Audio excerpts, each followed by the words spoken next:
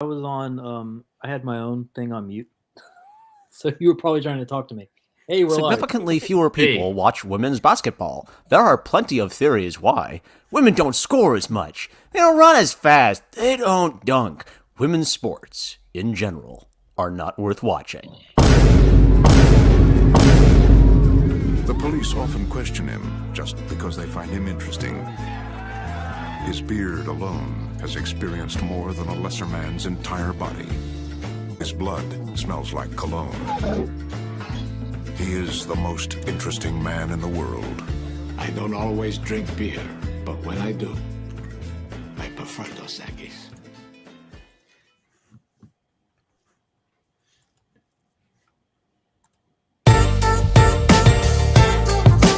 All right, 30 seconds. Your 30 seconds are up. No more boomer music. Wait a second. It can play when it's not added? That was disappointing. That was disappointing, everybody. That's my fault. I ruined it. Welcome to our show. Bada bing. That's it. Just wrap it up. It's over. We're done. So how's May been for everybody? Mine's been horrible. It's been pretty busy. Yeah, it's been busy is a good way of describing it. I thought things would get less busy when I wrapped up the semester, and no, they just kind of there was a brief lull, and then it was just more stuff. I thought taking the month off the show would mean I'd have time to get everything finished in, and apparently that is not true because I have gotten nothing finished. Well, that's not entirely true. I did. Had purchased a wood chipper, and we chipped all of our pruning from last year into tiny little pieces. So that got taken care of. Nice. So points for home ownership. One job done. Hooray! Other than that, so Twitless, this was your big idea, other than me ruining the intro.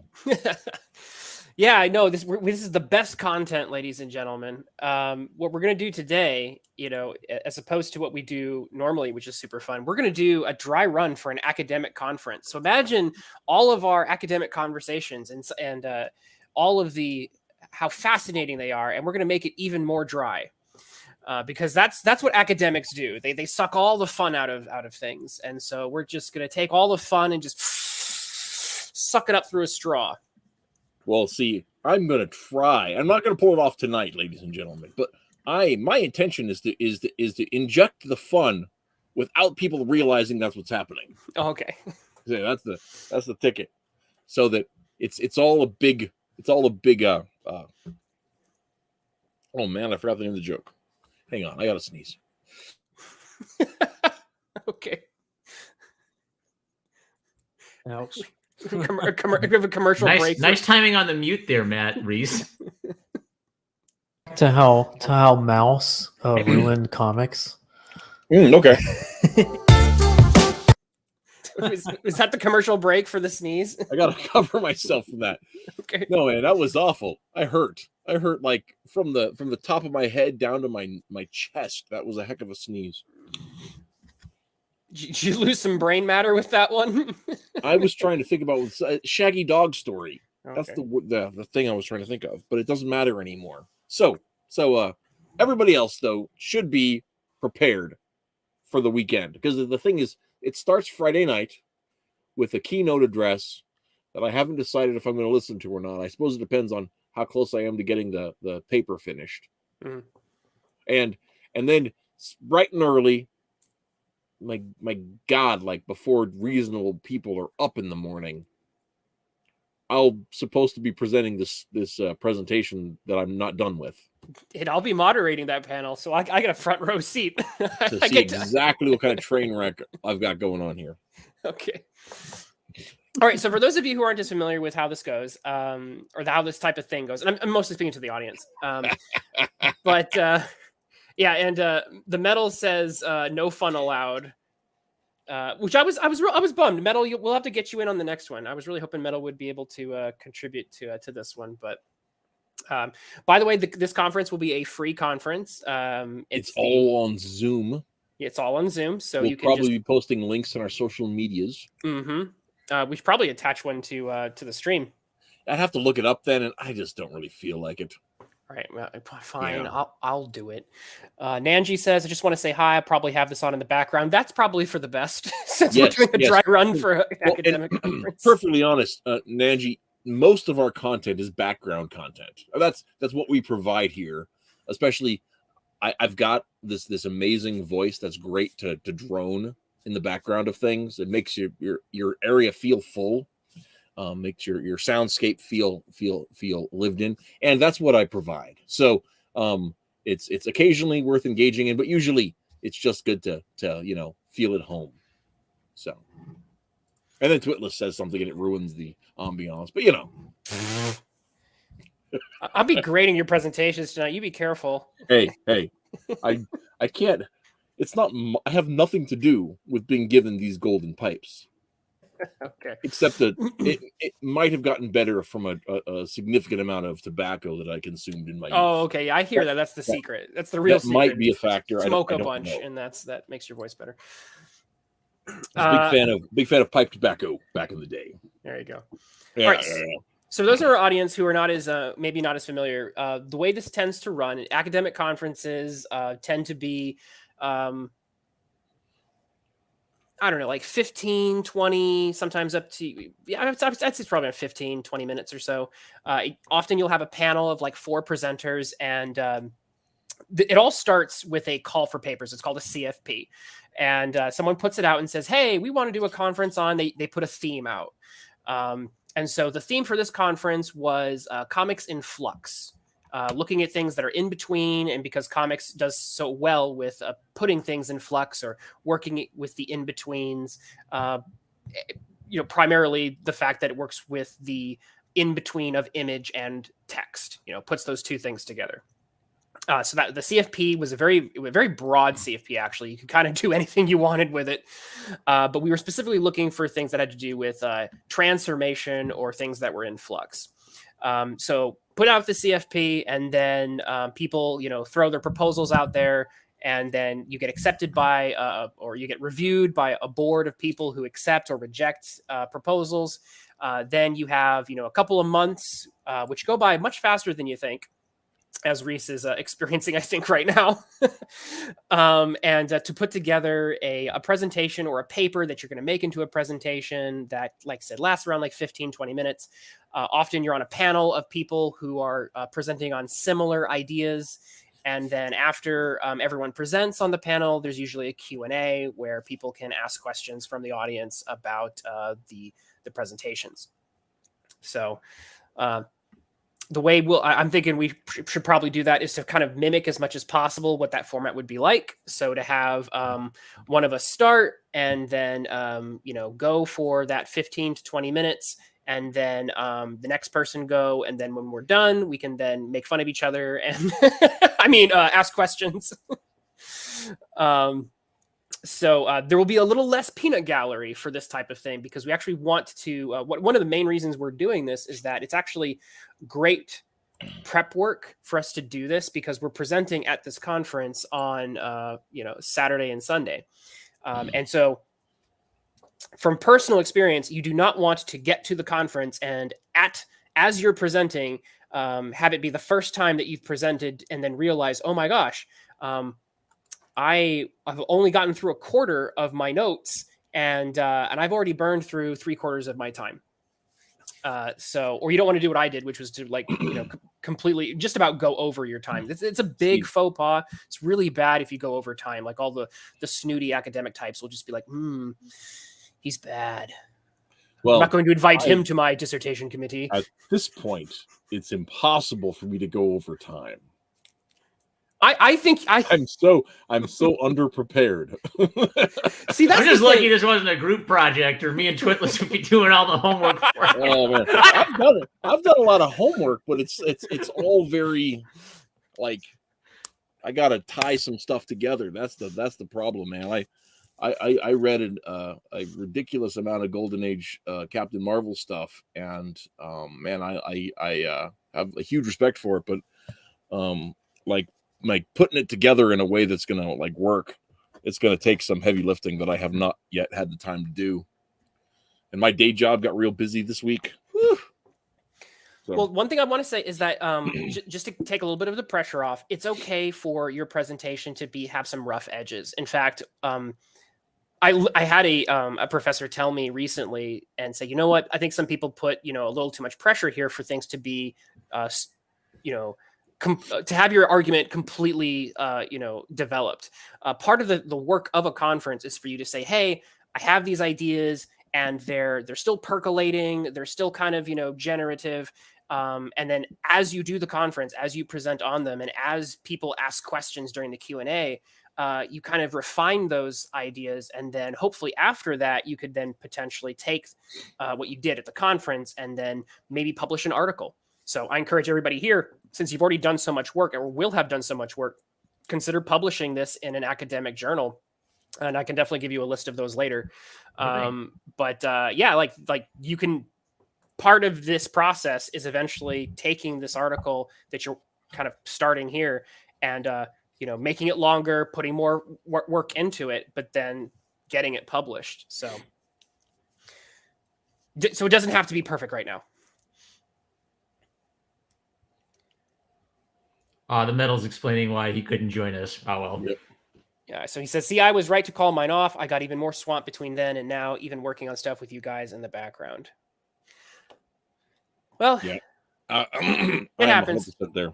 It happens, but we'll get you next time. We'll get you next time. See, I definitely. The reason I thought I could pull this off is so my finals were all due last week, and summer term starts on Monday. So I thought I have a week to put this together. I have plenty of time to if I build in ahead of time, then I can just actually spend a week writing. But this is also like my day job is. I just got done with an 11-hour day, so so that was my day today. And tomorrow I'll be driving all day, so that's fun. Goodness gracious! Oh man, it's gonna be great. So who wants to go first? Marmaduke has slides. I do. Could you add those to the re-add those to the show? Can I? Look at that. All right. Well, I'll go since we got my slides up. Twitless, do they generally prefer if you like introduce yourself before you I eventually don't want you just like actually bam, start.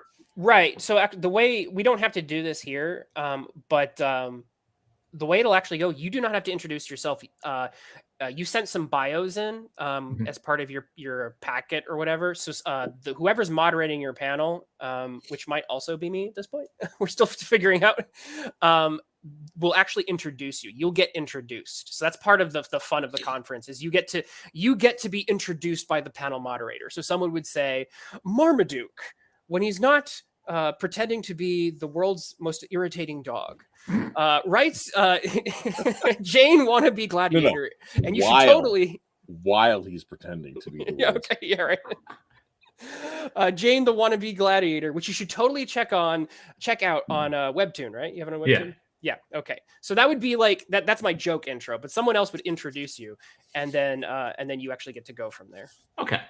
So I could really just dive right into the paper then without any extra formalities. Yeah. Okay. So since I was talking before the pre-show, everybody left. Looks like. Yep. We bored them all away already. They don't want to hear. Well, sometimes the live counter isn't correct. All right. That does happen. We're doing this for us. We're doing this for us. I'm super thrilled if people get something out of this, but this is actually above all, this is for us so that if we look like fools today, hopefully we won't look as much as fools on Saturday and Sunday. I think you should really reframe that, right? That if we look like fools today, then we'll be prepared to look like fools. Yeah, that's basically. All right, I'll take it over if you guys are set. All right, I am going to keep time a little bit, so perfect. Yeah, so I'll let you know at like the. Actually, when would you like me to let you know? Like 15-minute mark? 15-minute mark is the hard cutoff? No, 20, I think is. 20 is the hard cutoff. Okay, let me know at the 15-minute mark. All right. Because we are, let me actually, yeah, presentation should be 15 to 20 minutes in length. So 15 would be okay. So I'll let you know at 15. Okay. And go. The University of Florida Graduate Comics Organization has invited us to consider questions relating to comics as a transformational and liminal medium. I believe these are not only relevant questions for academics interested in the study of comics, but are also practical questions relevant to art instructors, parents, and anyone involved in educational work. Children commonly deal with textual themes of transformation in their stories. Human characters frequently transform into animals, monsters, or superheroes. Furthermore, the way in which children create characters and stories is itself transformative, mixing art materials and story genres in unexpected ways. Very few children could define the words textual and metatextual, but many children seem to intuitively know how to tell stories that play with the traditional rules and conventions of comics. The questions academics ask about comics may seem merely abstract. What is a comic and how do comics work? Are comics more like static objects or more like moving objects? However, when children make comics, these are not philosophical problems, but practical problems. During my art workshops, children commonly use objects on or nearby the art table as props to tell their story. They might pause drawing in order to dance or physically act out a dynamic scene. They're willing to break the fourth wall by deliberately folding, cutting, or ripping a piece of paper, not out of frustration, but as part of a narrative. For example, a torn piece of paper could symbolize a character's world being ripped in half.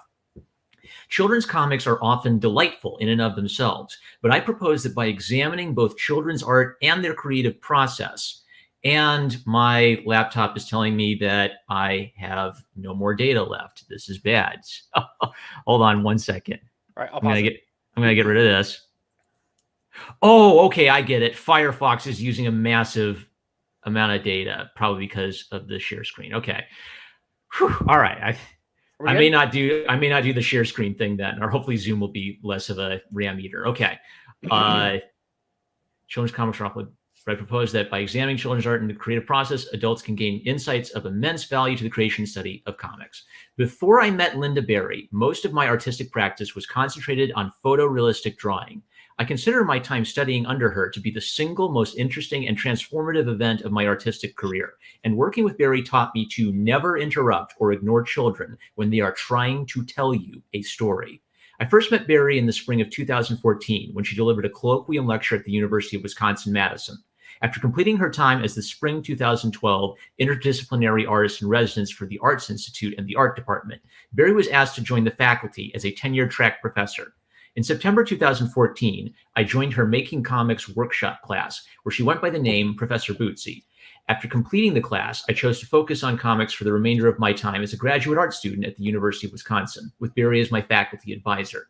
In addition to organizing opportunities for her class to volunteer as art instructors at the Madison Children's Museum, Berry also encouraged me to apply for the artist in residence position at the Madison Central Library, and her teaching methods and comic drawing exercises were the primary inspiration for my work as an art workshop leader for the Madison Public Library and as my work as a private art tutor. Because Berry's teaching methods directly inform my own practice, it is appropriate to begin with a brief summary of her ideas. In addition, we will discuss academics in the field of art, education, and psychology who have studied children's art. We will see that Berry's observations on children's art are not isolated, but rather are reinforced by this broader discourse. Finally, we will analyze one comic story I created with a girl we will call Glory, who attended my workshop at the Madison Central Library in 2016. Glory was approximately 6 years old at the time. After some basic character creation art exercises, Glory began to confidently create a story on her own that demonstrated both an intelligent understanding of the characters we had created together and a willingness to creatively transform both the characters and the world characters lived in. What is particularly interesting about this story is that it gives us a clear glimpse into Glory's thinking process. By examining her story, I hope to demonstrate how the creative thinking contained in children's stories can be of value to the practice of making comics and broader comics discourse. Because Linda Berry has worked as a professional cartoonist for decades, even before beginning her work as a professor, it is difficult to succinctly summarize her work. An academic who attempts to approach Berry's books from a purely intellectual perspective may struggle with them unless they understand that Berry's ideas about art and comics are deeply connected with the importance of practice itself. Is creative concentration contagious? Is one of Berry's burning questions.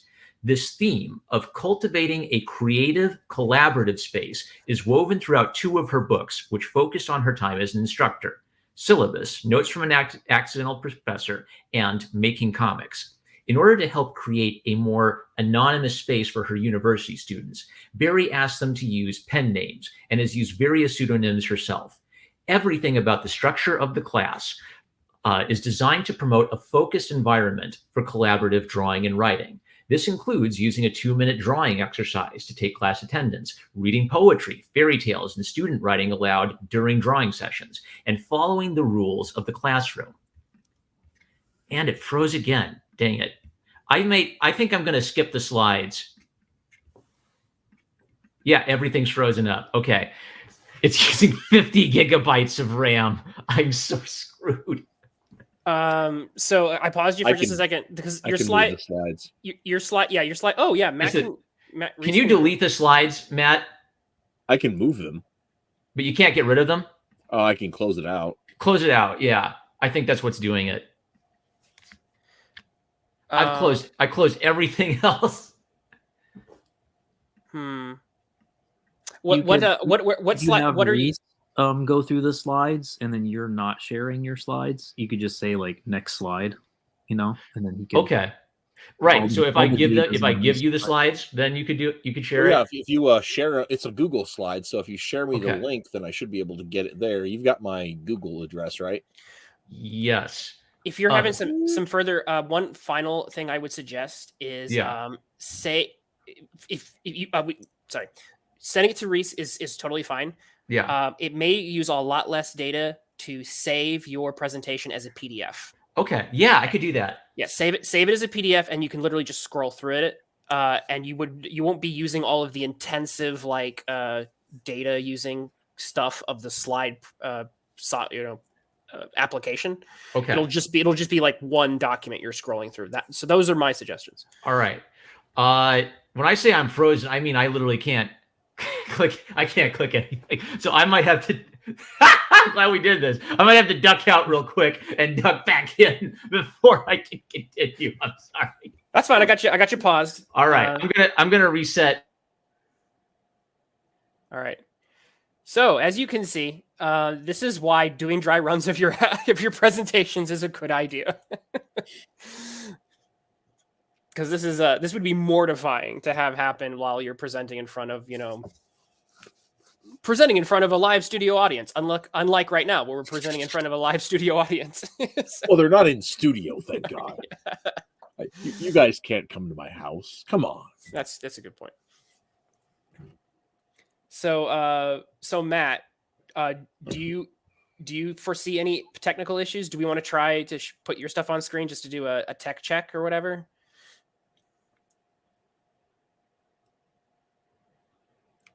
He's gone again. Oh, okay.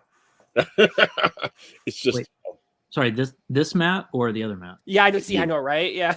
I'm sorry. I was talking to you. Yeah. Let me. Oh, you could just share slides. That's cool. As opposed to share screen, you can share slides. Ooh. So I was going to share my screen, and then you could read my notes as I'm reading them, which was going to be very embarrassing, but I don't know what else to do on a laptop. Or I guess you can add Google Slides. That might actually help both Marm. Well, that's what Marm was doing, and his thing was hanging up. But I think his problem is that if he's running StreamYards and he's running slides, even if someone else is using them, it's crashing his system. I can't wait until all the presenters glitch out and I'm the only one that's in the live stream. Well, let me share screen then. So Nanji, queue up Queen, Another One Bites the Dust. Okay, we'll be on point. All right, so next I'm gonna. I don't like Google Slides. This is my first time. I said, "Oh, Google Slides. That sounds cool. Google must know what they're doing." Yeah, so that works. Okay. Wait. You have the Google Slides already? Or no? I got that's his. We decided just to do a quick tech check while we were waiting for you to hop back in. Good.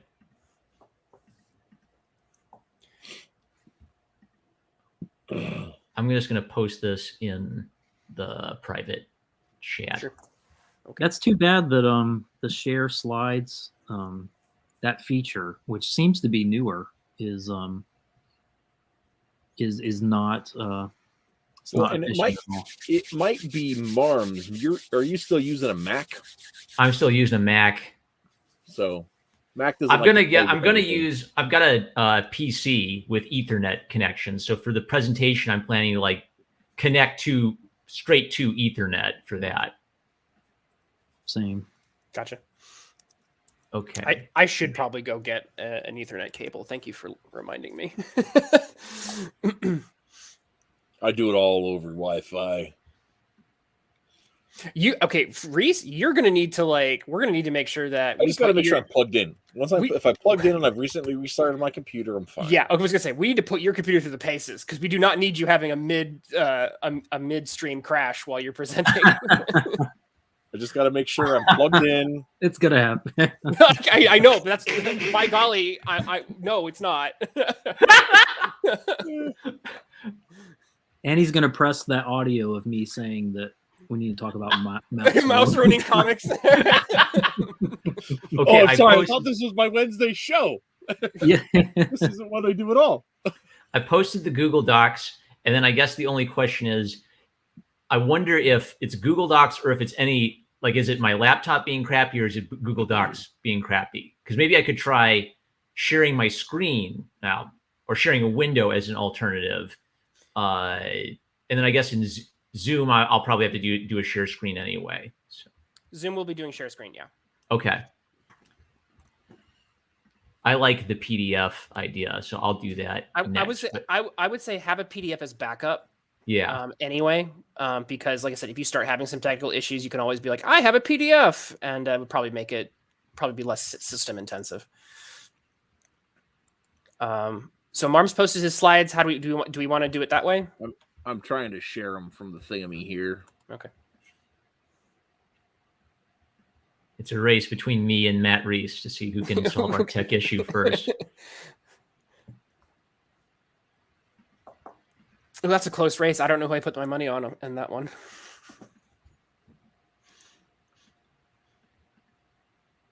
Between Marm's crappy computer and Reese's boomerism, I don't know which one edges out. Okay, it says you are sharing an application window, but I don't see it pop up here. Does anything pop up for you, Matt Reese, when I share? I'm not seeing it yet. Huh.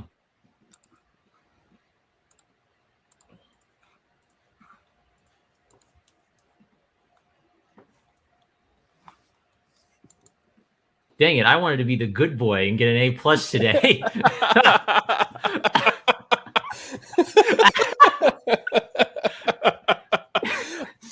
Oh, goodness.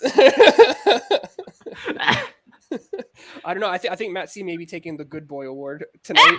Okay. Way too easy.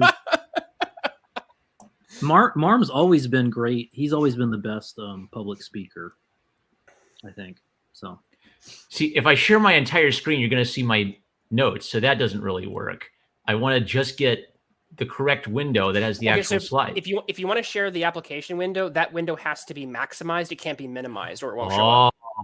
So that's why the best thing to do is to have a dual monitor setup if you want to do share a window. Yeah, good grief. You're gonna have to be like me and expose your notes. Yeah. Oh, that's horrible. Yeah, you're right. I'm gonna have. Okay, yeah, that's what I should do. I'll have the slides up here, and put my notes that I read off on a separate monitor. Okay, good to know. Get rid of this junk. Sorry, I didn't know that was the question. All right, so how about this? Okay, so since the slides have been a catastrophic failure, how about I just finish reading the notes so we can get the timing down on that, and then I will get a second laptop that will function as, or print off the essay and just physically read a physical copy of it. So we'll give up on the notes. I'll finish reading and we'll get the information on how my timing is on the essay itself, and then I'll figure out the I've got a better laptop to figure out the slide issues on my end. All right, so I Sounds good. left off on Barry's teaching methods. Okay. No, I talked about that. We'll analyze one comic story. All right. I'm going to pick up where talking about Barry. Because Linda Barry has worked as a professional cartoonist for decades, even before beginning her work as professor, it is difficult to succinctly summarize her work. An academic who attempts to approach Barry's books from a purely intellectual perspective may struggle with them unless they understand that Barry's ideas about art and comics are deeply connected with the importance of practice itself. Is creative concentration... Wait, I read this. Yep. Yep. Yeah, I got to the rules of the classroom. Collaborative drawing games are frequently played in class, usually in the early weeks of the semester. Second slide. These timed collaborative exercises encourage students to draw without being inhibited by the fear of making a bad drawing. To further serve this end, Barry organizes children's art workshops and asks her college students to attend as her assistants, primarily at the Wisconsin Institute of Discovery's Image Lab and at the Madison Children's Museum. In addition to being a fun experience, these drawing jams have a deeper purpose. Barry argues that children's art is of immense value, both as works in and of themselves and as guides for adult creative work. Barry writes, "When I work with little kids, I draw alongside them, sometimes copying them and sometimes just drawing to see what shows up. I don't say much about drawing, and I'm not there as a teacher. To me, it's a language immersion class. Kids speak image." For children, storytelling is a natural form of play. Young children especially tend to think of a piece of paper and their lines as living things, comparable to how a child's stuffed toy can become a treasured friend. Barry writes, "Stories show up on their own when kids draw. The drawing itself propels the story." Barry's work with children should be of immense interest to academics in the fields of education and psychology, who have studied and defended the value of children's art for decades. While working as an assistant professor of art for the University of Oregon, Professor Sidney D. White argued that children's art is relevant both to the study of pre-symbolic language and the study of the emergence of symbolism in primitive art history. Quote, "Scribbling is initially a muscular or bodily activity. Gradually, however, vision begins to enter the picture as seen and felt sensations become interrelated, resulting in the controlled, coordinated movement of eye and hand. Scribbling and its painting and modeling equivalents is a projective art." White argues that children gradually develop the understanding that scribbling is not only kinesthetic, but that their lines can symbolically represent familiar concepts. Quote, "Because they can imaginatively project themselves into their scribbles, children's first visual symbols tend to be metaphoric in character. The child's scribbled line is the car driving me to the store." One of the finest resources on intellectual development in children's art is Sylvia Fine's book, Heide's Horse. Fine collected and analyzed the drawings made by one child, Heidi Schuber, beginning when Heidi was 2 years old. Next slide. Fine's work clearly demonstrates that children like Heidi engage in a process of learning through art, and that a pattern of intellectual development can be traced through their drawings. In the mid-20th century, psychologist Rhoda Kellogg made an extended study of children's art while teaching art courses for the University of California, Berkeley. Kellogg observed that all the work clearly showed that young children's art expressions are not very much learned from copying others, but are spontaneous products of the individual's own eye-hand-brain development and visual feedback from their own scribblings. Kellogg believed that child art was worthy of anthropological study due to its potential connection to the emergence of human language. Furthermore, she argued that allowing children to engage in free drawing should aid their neurological development and hand-eye coordination. For this reason, Kellogg disliked activities which did not entail free drawing. She wrote, "Filling in stencils of any kind is destructive to child development in art, and copying models is a dead end." Rebecca S. New of the University of North Carolina has argued that not only should artistic activity be viewed as critical for child development, it should furthermore be, quote, "interpreted as the creative and imaginative use of multiple symbolic languages." New observed that adult educators in Reggio Emilia would often initiate conversations with children about their drawings. "I think I understand. Can you explain this part to me? And so, how do you think that this would work?" New writes, conversations with children about their work validate the significance of children's drawings. They also serve as a catalyst to invite the child to reflect on and critique her original presentation, often resulting in a back to the drawing board response. In all cases, the assumption is that the product matters. New believed that the teachers at Reggio Emilio use these questions to guide the children to explore and find answers independently. Therefore, although it does involve more teacher engagement, this approach does not require a teacher to become so hands-on that they interfere with the student. New explains, teachers acknowledge and respect their own roles in creating spaces, time, materials, encouragement, and support developing capacities. And yet, an undue emphasis on the adult role detracts from the clear intent on the part of the children to share what they know they can do. New thus recognizes that an overly hands-on approach would take away educational challenges away from the child. It is noteworthy that the teachers asked questions which did not suggest the correct answer. Linda Berry describes coming to a similar conclusion after adjusting to her new role as an art professor.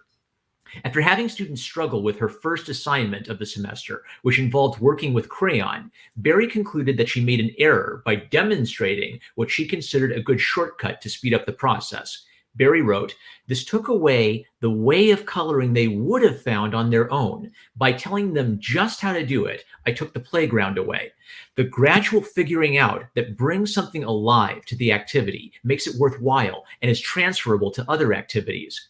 Berry amended the assignment starting with her second making comics class. She spoke to me about this experience while I was her student, and it impacted my own approach, I believe for the better. During my time as an art workshop leader and private tutor, I quickly encountered the hands-on approach versus hands-off approach dilemma myself. As a memorable example, I once worked with a 3-year-old who liked to draw dinosaurs and was telling me a story about his drawing. When I asked, "Does this dinosaur eat people?" he firmly responded, "No." He lost interest in the dinosaur story shortly after I asked him the question. So I reflected on whether or not it was a good question. One problem with that is that it's a yes or no question, which limits the potential answer to a single word. A second problem is the question suggests the idea to the child that the dinosaur may indeed eat people. In contrast, a better question might be, what does this dinosaur eat? Using active listening skills and asking considered questions became vital to my work as a tutor. And the story I created with 6-year-old Glory illustrates the process. Both of us drew on index cards and in our own notebooks as I guided Glory through a character creation exercise. Because I let Glory keep her notebook and all her drawings, this means I only have my notes and illustrations. Some of my notes on the early pages were written in my style and vocabulary. These were possibly written later after I concluded working with Glory. So my words in these notes do not necessarily reflect what I said to Glory during the workshop. What is clear from my notes is that I was more involved in the early pages, where I was instructing Glory on how to do a character drawing exercise. After I suggested telling a story about one of the monsters, Glory spontaneously told the remainder of the story on her own, and I avoided providing ideas and suggestions unless I sensed Glory wanted me to contribute to the story. We began the workshop by creating 12 to 14 characters. Slide here. We painted loose splotches of watercolor. Once dry, we drew with flare pen on top of the watercolor. Children should not be discouraged from using people, monsters, animals, or inanimate objects as characters. I suggested we write a sentence about what the characters were like in our books, or write a speech bubble with something they like to say.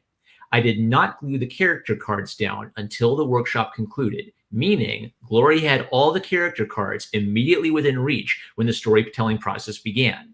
Because index cards are small enough to be tangible, many children will play with them as part of their storytelling process. The description for card 1 reads, "The Doge was an irritable little man, always worried." Slide. His speech balloon says, "Our city is in dire straits." This is clearly my adult vocabulary, and I either wrote this down after the workshop concluded or while I was giving Glory quiet time to work on one of her own characters. The description for card 2 reads, "No one liked the Snake Brothers, his most loyal spies." The first speech balloon says, "Turn, brother." The second replies, "Yes, brother." Card 3 is a monster drawing that was most likely drawn by Glory. However, it was not signed and does not appear in her story, so this attribution is not certain. The description for card 4 features 2 characters I drew. One is named Germ, and Germ's sister was named Sister.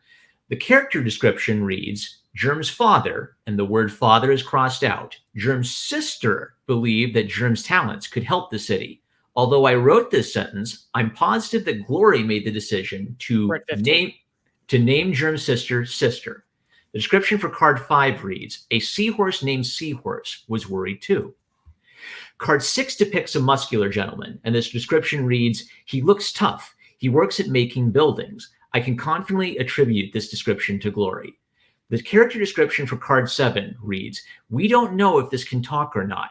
It's a giraffe dragon with a snake tongue. This was the last monster character drawing that I had from my time with Glory. She used some of my characters and some of her own. While I don't have photos of her monsters, I'm confident they included a witch and a wizard. The next page indicates a transition from character creation to making a comic based on the characters. I suggested that we could tell a story by picking one of the characters and drawing a picture of them.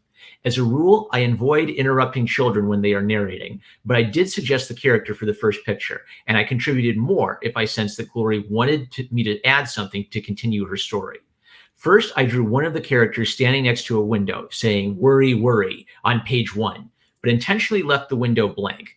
I knew that if I asked Glory an open question, leaving a blank space would let me incorporate her idea.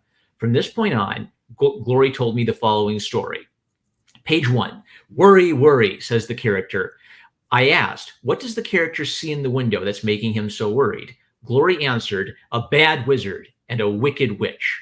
Page 2, she has a witch head with a wizard hat and tiptoe feet. Page 3, she is the friend of the bad wizard with a head like a paper lantern without crinkles. Glory asked me to draw the wizard with a big, scary hand. Page 4, I drew the Snake Brothers and Seahorse the Seahorse. The first says, it's the Seahorse brother. The second says, I eat a lot.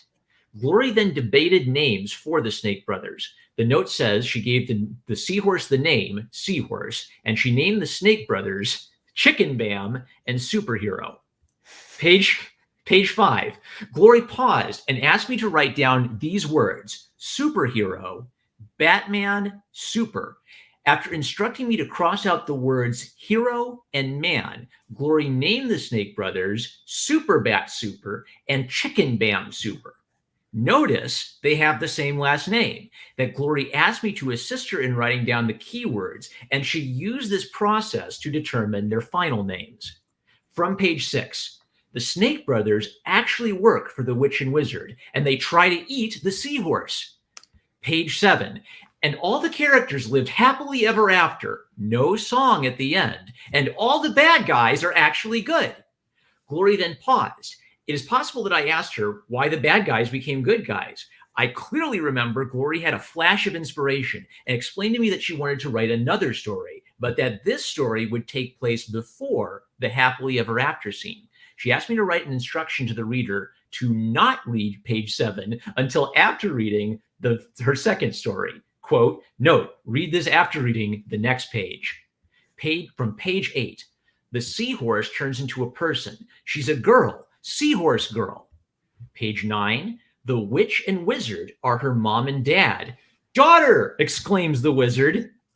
From page 10, Germ and his big sister are good. They know the seahorse, but because they are good people, page 11, they turn bad at the end. Page 12, the end.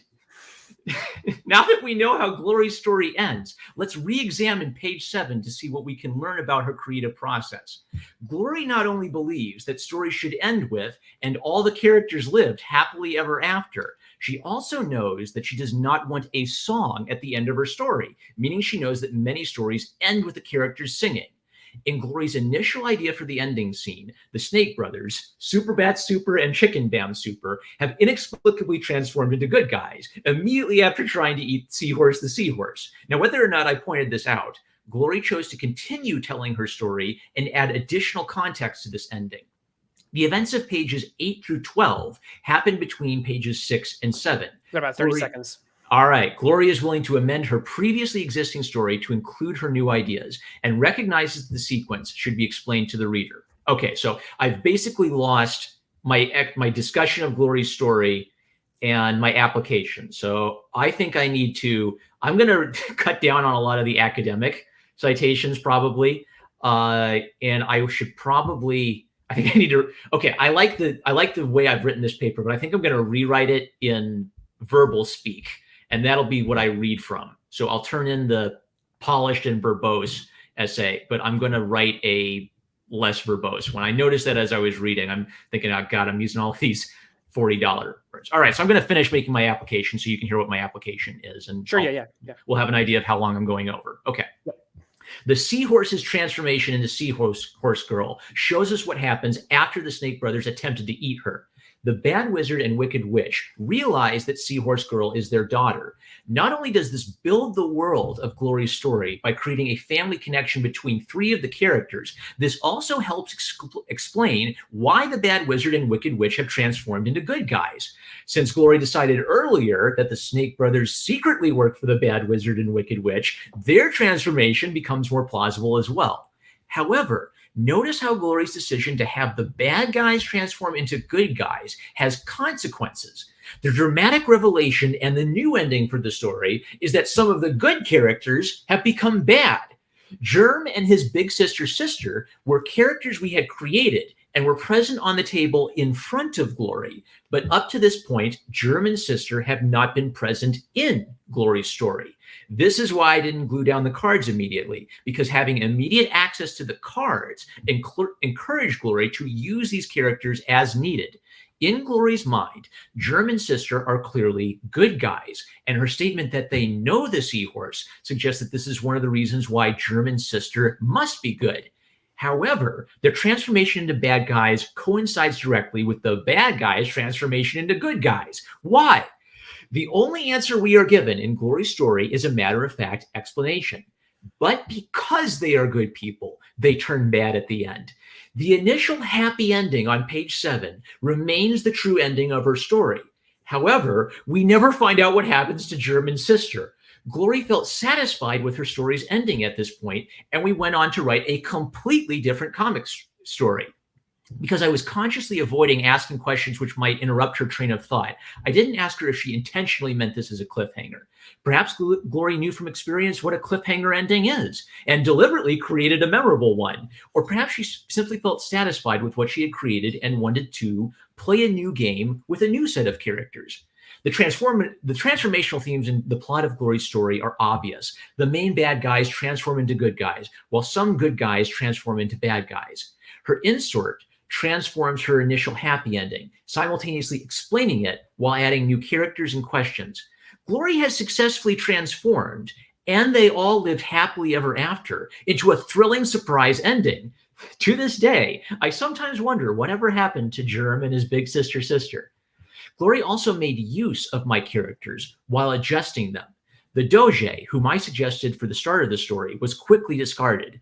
My idea that the Snake Brothers work for the Doge was considered, but Glory's revelation was that they secretly work for the bad guys, and she uses that as a plot point.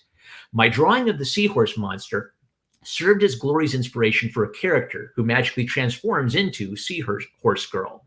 My suggestions and drawings were not completely discarded or ignored, but they were altered and used as elements in the story that unfolded in Glory's mind, and Glory instantly identified them with archetypal traits such as good guy and bad guy. At the same time, Glory did not treat the categories of bad guy and good guy as static or irreversible traits. Let's think about how I handled this workshop and make applications for working with children in art educational settings.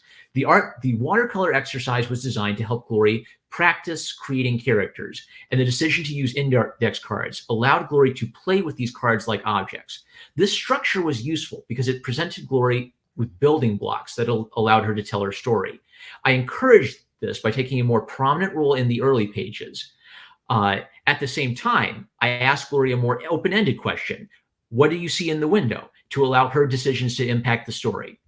My suggestion from this experience would be to practice active listening skills while working with children and to find a balance between participating with children in creating a story and observing children while they tell a story on their own.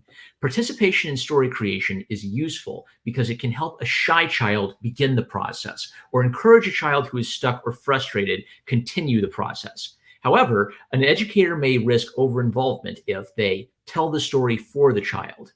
Observing a child while they tell a story is a different skill. It usually requires writing or drawing as fast as you can to keep up with the flow of the child's idea. I find it helpful to ask questions such as, will you show me how to draw this character? Or tell me more about what's happening here, if I find it hard to keep up with a talkative child.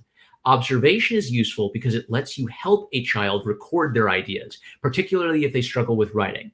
With practice, I've learned to use both styles as needed, creating characters and story ideas to help initiate the process, but stepping back and writing as an observer when a child confidently takes on the role of narrator. Based on experience, I'm convinced there is no substitute to working with actual children if you want to study the creative qualities of their work. When allowed to operate in a creative space, children will naturally begin to transform paper and ink into symbols and narratives quickly emerge from their images. Children's willingness to incorporate their own experiences and familiar objects in the world around them illustrates a distinct approach to creativity. Its goal is not to demonstrate technical skill in representative drawing, but rather to relate ideas and narratives through a process of play. Although children make use of familiar concepts such as video game and cartoon characters in their work, their stories defy genre categorization. Adult artists and writers are more prone to rely on unquestioned rules and assumptions about how art, narratives, and comics should work. When I was a young student, I frequently struggled with questions like, what can I draw if I don't feel inspired? Or what if this drawing isn't good enough? It was the life experience of working with children in a creative environment that taught me how to approach my own comic art with a spirit of freedom and joy. Children's art involves transformation at every stage of their intellectual development, and their creative work can transform an adult's perspective on art, writing, and the comics medium. By encouraging children to create comics, artists and comic creators can help promote an appreciation of comics in the broader culture. In addition, they can also deepen their own understanding of comics by paying attention to children's use of materials, performance, and play in storytelling. My hope for the reader and for the listener is that you will apply the lesson I learned from Linda Berry to your own life. Never interrupt or ignore a child when they are trying to tell you a story. That's it. All right. How long was I over? Okay. We are currently at almost 27 minutes. All right. So I'm about 7 minutes over. I really want to be at 15 minutes for quick Q&A, right? No, 20 is fine. 20 is fine. All right. Yeah. 20 is fine. So you probably want to knock off about 7 minutes. All right. I can do that. I have whole chunks of paragraphs I can just take out. All right. So Twitless, let me ask you this. Would it be taboo if I cited something in the written paper but just didn't discuss it in the presentation? Well, we're not really showing the written papers, I think. Okay. So if you're not like going to document them or like publish them and say, hey, we got the, all right. So what I'm going to do is I'm just going to save. I'll save my full draft. I'm just going to cut. I would do for an academic, don't cut it. What I would do is find, I would briefly like cover it really fast. Okay. So like, I could say like these four guys talk about this thing, right? Yes, exactly. Okay. And not restate the whole thing. Okay. And then like, so like you can say like these three scholars are in congruence, and then like one representative quote from them, right? Yeah. So it's like these three scholars, because like I think two of your main scholars are of kind of similar opinion. Yeah. And then you can like take the best quote that kind of embodies what they're talking about with not interfering with a child, and then just kind of basically say they both agree. Okay. And then you can do that and like really fast, and just a couple of sentences, and then breeze right on, so that you're still kind of pulling in that scholarship, which I think is really important. But you don't have to spend a lot of time on it at that point. Great idea. Yeah, because I did the work, so might as well get the site. Okay.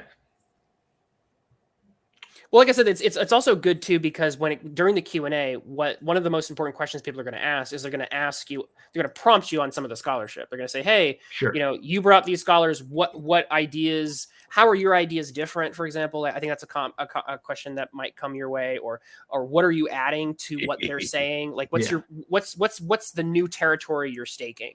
Okay. That sort of thing. But yeah. I mean, like the way you present is phenomenal. Like it's very natural, and Matt C's right. You're very good at the public speaking part. you got to emphasize the important words. You can't monotone it. Yeah. Yeah. All right, Reese is back. Good, excellent. All right. Apparently your slides murdered his computer too. Okay, so I'm going to have actually all Friday trying to share them. That was the thing. Something all about right. trying to share them. I was still broadcasting for a while. I was there and I could say things and do things, but I couldn't interact with my screen at all. Like full system lock. Yeah, but I mean, it was still going on. There was a window that was trying to link it to the Google account for the slides, and that was in the front. It was the only active screen, and there was nothing on it. All right. Well, I do have to. Mrs. H has been really kind to do a pickle for us, so I definitely have to share that. This is just brilliant. Error, more error. Slide 50. That's just amazing. Thank you, Mrs. H. That was utterly beautiful and perfectly encapsulates everything that happened. The good news is, like I said, us doing this troubleshooting right now is going to save a lot of embarrassment. Yeah. On in the next couple of days. So already this has already been a. All right. Thanks for surviving the technical difficulties with me, everybody. I like I appreciate said, it. I think you got some amazing stuff to share. Like I said, I think I know of one person in particular, I think, who's going to really love your presentation and probably really engage well with it. So, okay, so who's next? We got to keep this moving if you want to get through it. Reese, do you just want to bite the bullet and get it over with? Let me load up. I got one thing that I got to get to. Because I will go ahead and read you what I started writing for the abstract. Sure. Because that's the only thing that's there, and you've already read that, Witless. So I have. But it's not done, but it's close. Mrs. H says, as a homeschooler, I found the presentation very interesting. Cool. Yes. Awesome. It is very interesting. Well, like I said, you can check the link that we posted, and we'll attach it to the video as well. You can sign up for the conference for free, and you can watch the much more polished version of all of our presentations this weekend. And Mrs. H says, I incorporate art in any and all subjects as much as possible. Nice. Yeah, awesome. All right, you ready, Reese? It's still loading. Okay. So no. Boy, now I got to sit back and watch the chaos. Yeah, I know. Yeah, you get to experience the Schadenfreude of everyone else. See, I think my computer is like the good boy computer. it's not gonna fail me. Of course, I say that and watch it explode. Mine just had a restart, so it should be fine for a few days. As long as you don't try to load a Google slide, apparently. Well, I tried to load a Google slide.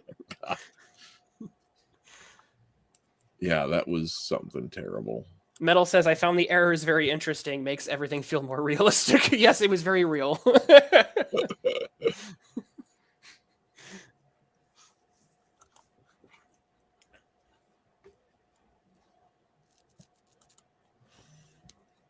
Okay.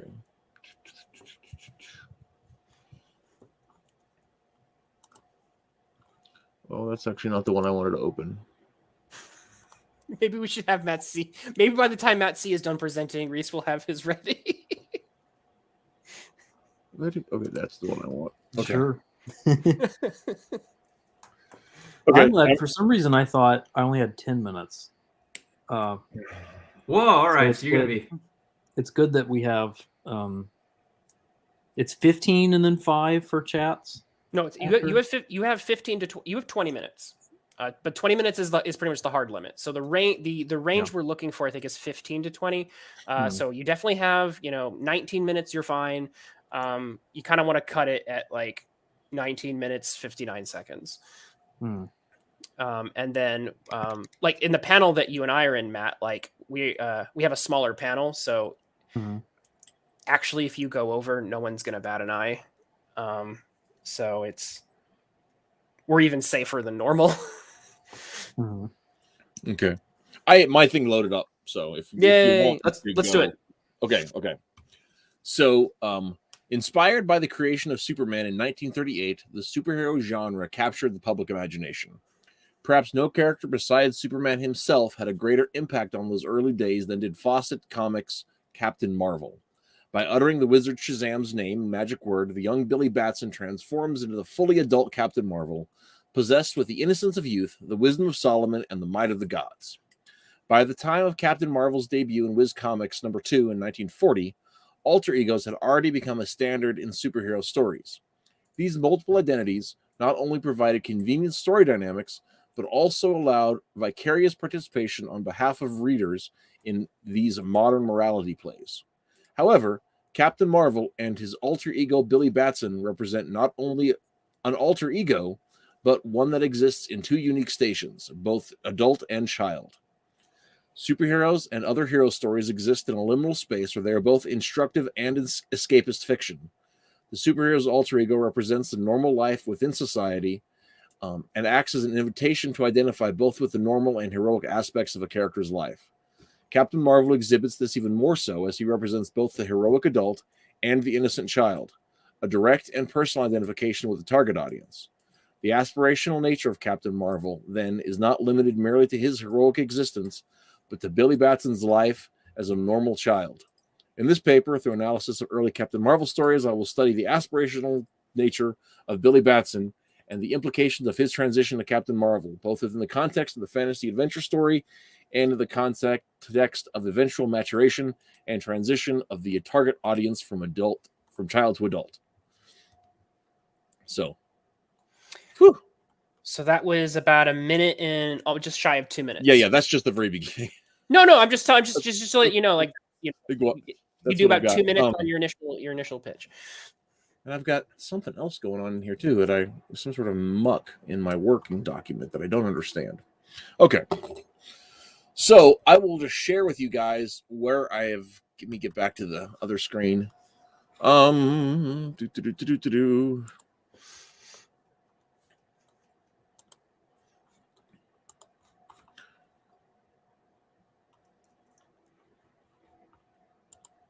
Nope. Brave tab. All right, so we got a couple questions in chat. Taylor says, wants to prompt Marm. Was that your personal study you were talking about, or did you compile someone else's?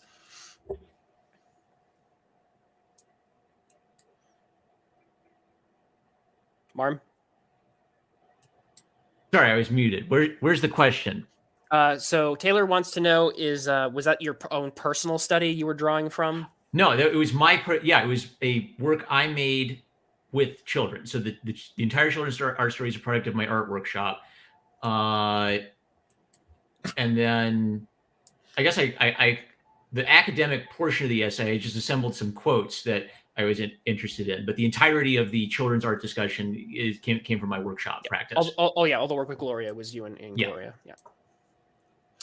And then Mrs. H says, my 4-year-old found a painting of the Great Wave my daughter did a couple of years ago and drew one with colored pencils. Then she drew them with dinosaurs and people in the waves. Excellent. Yes, you see characters show up right away. But the dinosaurs weren't drowning like the people. The dinosaurs were happily swimming. Yeah. Yes! Who needs people? We only need dinosaurs. That's amazing. That's right. amazing. Okay. So back to what I was talking about there. Here's my notes. This is just like my structural outline for the body as it stands today, right? Mm-hmm. So I plan on discussing some background, history of Captain Marvel, how he was developed intentionally to capture the Superman market for the strongman superhero, full of powers, and they gave him a magic origin as opposed to a science origin specifically to separate itself from Superman's place as a science fiction story. Also, Well, that's not right. Is that supposed to say fossil comics? No. Fawcett. Fawcett Fawcett. I think that was that's a reference to you being old. There you go. The origin of fossil comics. The origin of Fawcett comics, and talking about that a little bit. And those are inverse order of what I want to address with them on it. I want to discuss the from a selection of stories about Billy Batson's characteristics that are immature or boyish in it. His brashness, the fact that he is in fact a youth, that he's a little gullible, and that he's reckless as a kid, in his boldness, as a factor. Always kind of getting himself into a mix.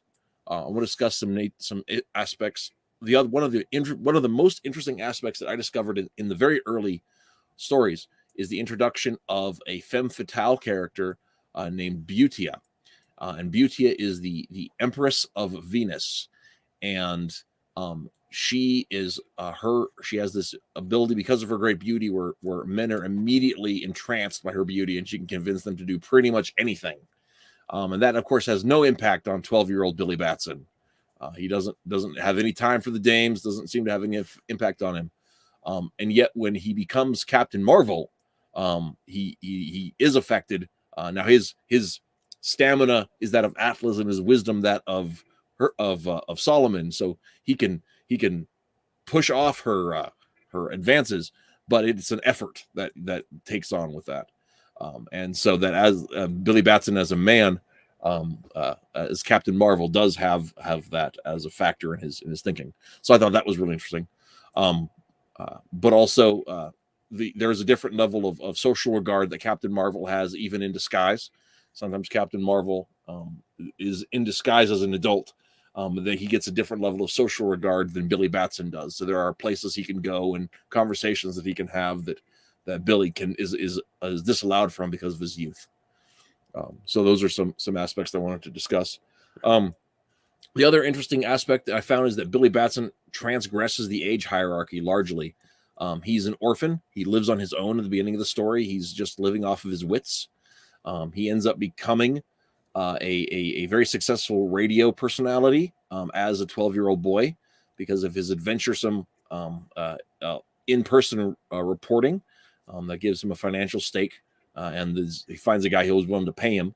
So he's living on his own, got his own apartment, buying his own food, assumedly taking care of a lot of those responsibilities. So he doesn't fit into the typical goal of the typical role of a child, where he would need physical protection from an adult. When Billy gets into a situation where he is in danger, he calls on Captain Marvel. Rather than somebody else who would like a parent figure or a big brother or something like that. So that's one of the things that I found was really interesting about it. There are lots of aspects of that, and the further the stories go on, there are more of that. We actually see Billy transforming into Captain Marvel to spend time with Butia, this adult female that is fond of Captain Marvel. In a way that young Billy doesn't have necessarily an interest in it, but his other aspect does. So one of the other curious things is that there is an identity issue that is in play too, because Billy is Captain Marvel and Captain Marvel is Billy, but at the same time they are different people too. They have somewhat different motives and goals, and looks into the world, and will refer to each other in the third person in a way that is a distance, but it is not like a complete. It's a different personality, but it's not a complete different personality. But there is a certain level of autonomy that they mutually share, and I thought that was an interesting aspect about that. So those are the kind of things. I know I need to address some more scholarship on talking about it. Those kind of stuff, because nobody's going to take my observation at it is, but there you have it. Those are that's where I'm shooting for. So even you just BSing it, you hit 7 minutes. Yeah, awesome. So just so you know. Well, no, I like there's no specific in my thing. There's no specific examples. So like Right. that's something I'm when I start getting second examples, I gave the Coogan's book has some good stuff that I'm going to pull out of, but I haven't had a chance to dig in thoroughly enough to pinpoint that stuff yet. His discussion on superhero identity, I think, is going to be very useful on that kind of stuff. So yeah, Coogan's a good one to cite. Mm-hmm. The one thing that was really irritating about it is that just from the research that I've done going back to original sources that predate that the the loser stories from the Comics Code whole thing, that like the standard narrative just isn't correct. So, and Coogan keeps pretty close to the standard narrative about the end of the Golden Age. But anyway, that's a whole different issue. All right. So let's keep things moving. So I think Matt C, you're on deck. Okay. All right. So gonna do share screen. We're all crossing our fingers about whose computer is going to explode. I do have a dual monitor system for Saturday, but yeah, so I'll be good and ready for that. But because we're doing this at this hour, I have to be far away from my bedroom, and I thought I'd maximize the embarrassment by just like letting you guys read my my notes as I read them. Oh, this is a beautiful, also, beautiful looking presentation. In the morning, let your wife know how much we appreciate that. Yeah, absolutely. No, already I can. This is a gorgeous looking presentation. I am jealous. All right, we'll see. So, which before you get started, actually, there was a question that I had for the group. Mm-hmm. I had not intended to do any slides, but as I was thinking about trying to condense some of the other characters' stories into the thing, it would make more sense to have a visual cue, I think, maybe, rather than try to spend a lot of time discussing that. What do you guys think? Yeah. As a comics conference, I really think it's in the best interest to do visuals. Okay, groovy. Even if you're not pointing to it to make a particular visual point, it's like I think it gives people something to chew on as you're talking about different concepts. So awesome. Okay, I will shut up now. Thank you.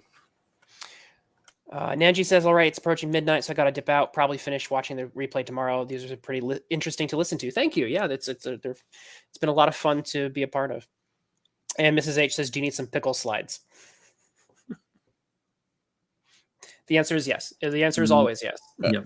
No, only Captain Marvel slides. Captain Pickle slides. Captain Marvel's a pickle. All right, whenever you're ready, Matt. All right. So today we're going to talk about American comic storytelling as reactionary Gothic positivism. It's kind of a phrase I'm coining for this paper, and there's a geography to that. There's the struggle between it's like a liminal space between the liberated individual, very Gothic concept, and the antagonistic story world, this gloomy, decaying, enslaving, antagonistic story world. It's very deeply Gothic, and American storytelling, particularly comics, really latches onto that when it really starts to take off at the early 20th century. So that's what we're going to get into. It manifests, we're going to talk particularly about its manifestation in the Western and superhero genres for comics, because those are particularly distinctive for American comics. And I think they show these peculiarities pretty clearly. But before we get into the 20th century thing, I think we have to lay some groundwork on what Gothic storytelling is in America leading up to this point. So we've got about a century up leading up to this point of Gothic really being like it's a colonial Gothic, so it's coming from it's taking a lot of its cues from European Gothic origins, and but it's drilling into this idea of nature as a chaotic force. So there's that geography, right? And there's the New World colony, the New World community, or the New World individual versus that chaotic force. And these are usually tragic stories in American storytelling at this point. We're talking, 1800 to 1850, because usually those forces of chaos usually can overtake the idealistic, youthful ambitions of enlightenment, reason, and rationality. So that's kind of how it's explored. It's pretty similar to the European variant, but it's got this it's got the colonial flair of because it intensely transfixed with its own peculiar vulnerability in the American version, because it's interested in there's the immediate memory of revolting against a kind of a Gothic oppressor is how it's framed at this period in the British Empire, but it itself being colonists who are former colonists, and now they're the citizens are themselves imports from Europe. So that there's this idea that they're in a new world versus the old world. They aren't indigenous to this new world, unlike a lot of other ex-colonies. And there's this chaotic, almost chthonic, though I guess that at this point that's a anachronism, but it's a primal force which they're struggling to see any like a positive storytelling outcome from that sort of tension. So that's kind of Gothic. And around 1850 is that's when I'm saying there starts to mark a transition as there becomes like an increasing sort of cynicism with the New World community, which itself is starting to turn into an antagonistic story world. We're thinking about the old world is no longer overseas in Europe. Now it's kind of on our own doorstep. We're thinking about we're reassessing the Puritan history. And we're thinking of we're writing stories like the Scarlet Letter, Hawthorne's Scarlet Letter. And we're thinking about are there oppressive structural forces within the New World city, the New World community, that actually are enslaving the otherwise the pure youthful individual, very Gothic. And of course, this is in the shadow, the foreshadowing shadow of the Civil War. So that's one significant reason why this is I believe being discussed, because we're thinking about the transposition from the Gothic castle being the that's the geographical embodiment, that's the structural embodiment of that oppressive structural force on the individual. That's being transposed. People are reflecting on that transposition to the to the plantation. So there's a city versus nature paradigm going on, and you're going to see that also in books like Melville's Moby Dick, where there's is nature purely chthonic? Is it merely an amoral force that will stomp out all humanity if given the chance, or is it going to sift humanity like wheat? Is it going to separate wheat from chaff? Is it going to is it inherently able to judge the corrupted, but maybe give opportunity for liberty to people who are less corrupted? So that's as like romantic movements are really starting to take hold, and as the colonial frontier, the frontier starts to diminish ever westward, and people get more of an abstract sense of what it is. We get this really interesting 20th century sort of primal Gothic positivism is kind of where I'm trying to get at. I'm going to use a lot of different adjectives to try to point at this thing, but so that there's this idea that the American city is the antagonist and nature is sort of like a proving ground. There's the shift. Americans become passionately invested in telling stories where the liberated individual actually could strive against the Gothic backdrop of chaos. It's no longer a tragic formula anymore. It's not just that expected European tragic formula anymore.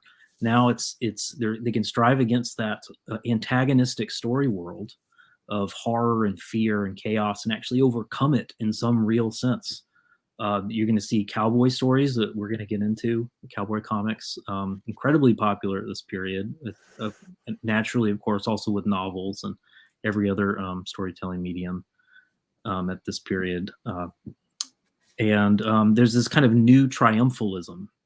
It's a reactionary Gothic positivism where the gunslinging hero is actually going into the crypt and killing all the vampires. Like, it's just kind of raging against the dying of the light and actually defeating it, which is really I think it's peculiar to American, the American identity of well, we'll just continue to get into it.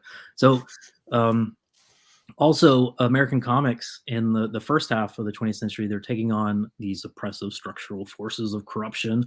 And we're actually seeing them bring order and justice to each one of them, often with as much violence as the reader can handle. And there's a lot of tragic stories within this period, of course. So I'm not saying that like Americans aren't telling tragic stories, especially before the Comics Code.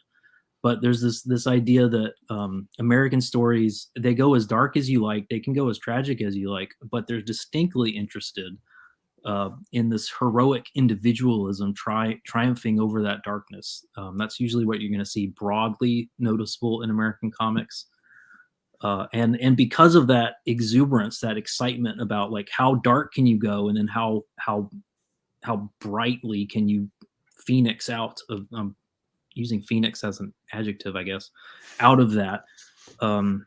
It's in American comics that you really start to see even just like talking visually, just on the artist register, that spot blacks are really pushed, and I think that has a lot to do with the explosion of comics in the 30s in America, with noir being a popular just aesthetic and storytelling framework and kind of visual exploration device. And so we're pushing things to be a little more brutal, maybe more foreboding, more dramatic than you typically would expect when you pick up a pencil or a pen. You're usually just drawing lines, but in America we start drawing lines, but then we're really okay with like pushing the darks and the lights are going to extremes. That's that liminal tension, and it's a very Gothic tension between darkness and light.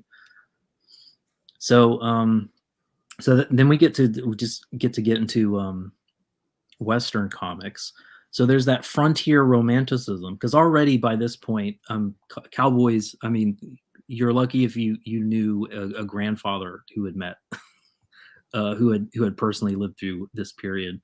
Because we're 30s, 40s, 50s, but there's a frontier romanticism, and it's kind of Melvillian as a force. It's brutal and it's purifying, right? It strips the oppressive pretenses of the city and allows this liberated individual to kind of explore and achieve and conquer. That's kind of this American paradigm. There's trade-offs, of course, with that, as with any kind of cultural self-expression, but that it's really interesting how that goes. And just to compare as to what this doesn't look like from the American side, you're not going to find a lot of comics.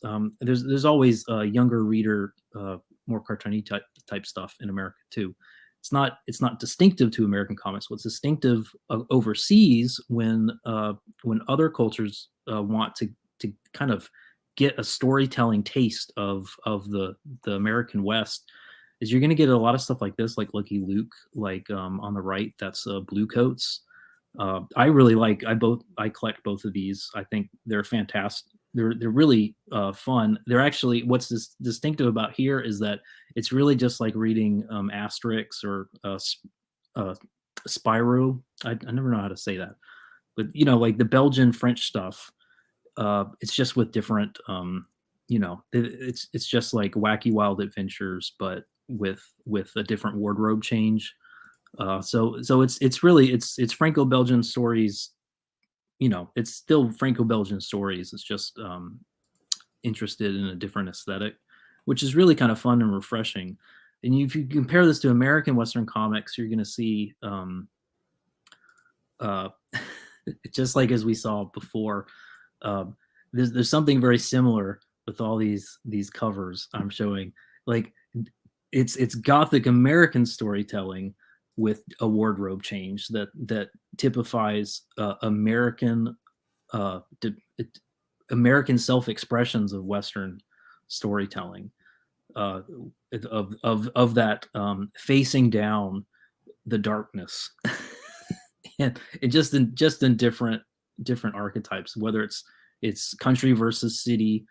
There's that geographical element, or chaos versus order. You're not going to find a lot of that overseas, which is interesting. So I want to take a moment to talk about Mobius. So people probably already know this. He spent some of his childhood in the American Southwest. Said it profoundly affected his imagination. He took inspiration back with him to France as an adult, and really, I think it doesn't need to be said that he elevated the American desert as an aesthetic in itself, as a kind of otherworldly, sublime presentation of. It's just absolutely gorgeous. What's crucial here, I think, again, this is what the American self-identity isn't.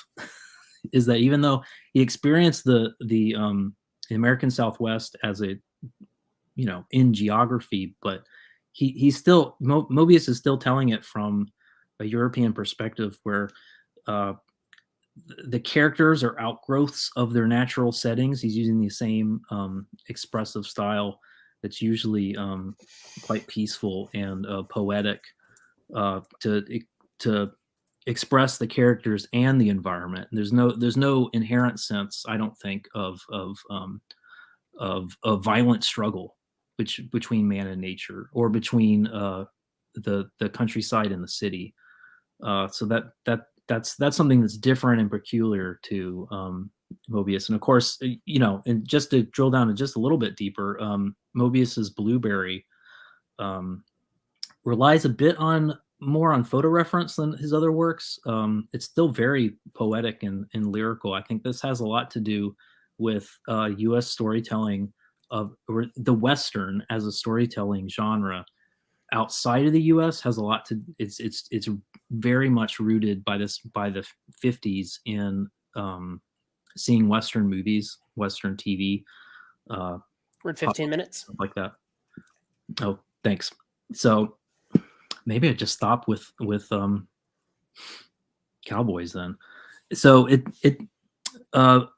it's the most beautiful effort in Western comics. What he did with Blueberry, but it itself is a kind of it's just redepictions of scenarios and themes that the readers would be familiar with from Henry Ford movies and stuff like this. It feels I think he inspired Once Upon a Time in the West in a way, but it's all kind of like appreciating people in an environment that it's a little more relaxed than I think what we'd be used to. So maybe I should just stop. Should I just stop, or should I keep going? If I have like four. No, I think you should. I think you should go for the full 20. I was just trying to let you know, just kind of pacing wise, where you were at. Did you say 15? Yep. At that point. Mm-hmm. Okay, good. So I'm just going to try and get to superheroes. It's a big topic. I got 4 slides on it. We're going to address superheroes, and by the 30s they start. So American heroes were pushing this reactionary, this gothic triumphalism to such an extreme. American heroes start to become super, and they're enlisted to motivate young Americans to achieve this ideal and this peculiarly American revolutionary new world individual, defeating the murky forces of chaos at home and abroad. Right, like we invent Captain America to go punch Nazis, and we're sending Superman to smash the Ku Klux Klan and stuff like this. Like it's this idea now, the individual. So this is when we're going to start to talk about the city as antagonistic force, and the revolutionary individual triumphing over that city to save it in a positive way. So you can't do that without talking about the avatar of Gothic American comics. There I go. So he's interesting. He actually gets more Gothic as he goes along, which is kind of underscoring this idea that Americans' Gothic self-identity really gets excited about and latches on to stories when they lean into this, and Batman definitely leans into it. Of course, he just starts out as a detective, with a mask and cape. It goes in a couple of different trajectories, but by the 80s, it's really when people talk about there being a high point in popular storytelling, in the comics at least.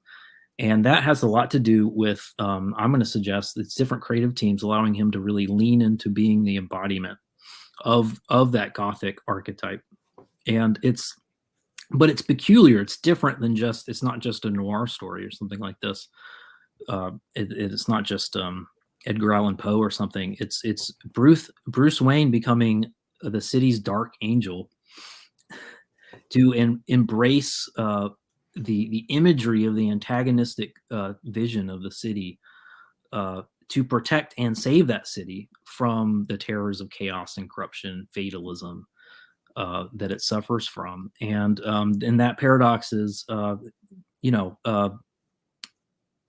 that becomes a sort of paradox for Batman under, everything under the Batman label. Like, can a hero really live inside the very shadows of his city and still keep his own soul?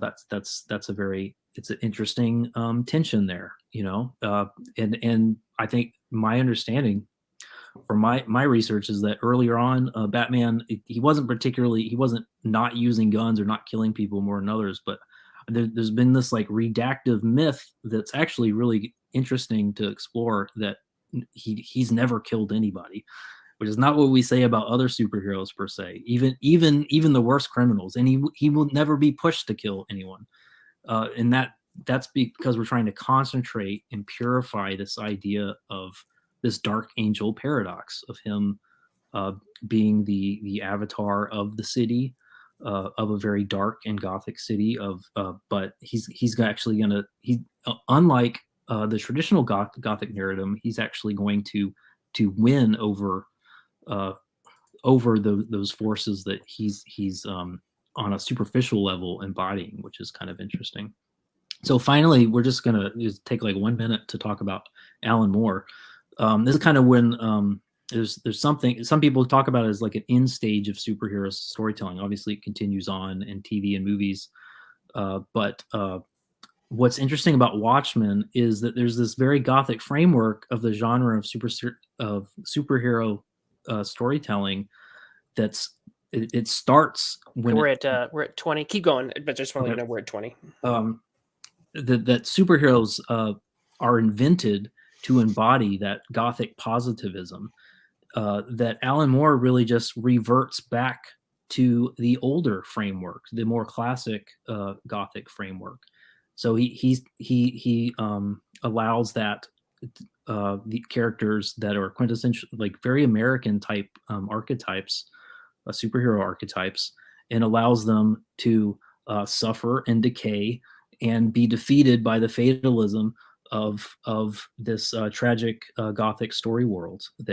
So it's really kind of like he's, it's a subversion, but it's not, because he's really just surprising us with the Gothic framework of the vulnerable, youthful individual who's trying to seek liberation, and often doesn't succeed in that quest. He's really just resetting that vision back to something that looks more like we expect from Gothic storytelling, which is really kind of fascinating. Can't really be overstated. So it's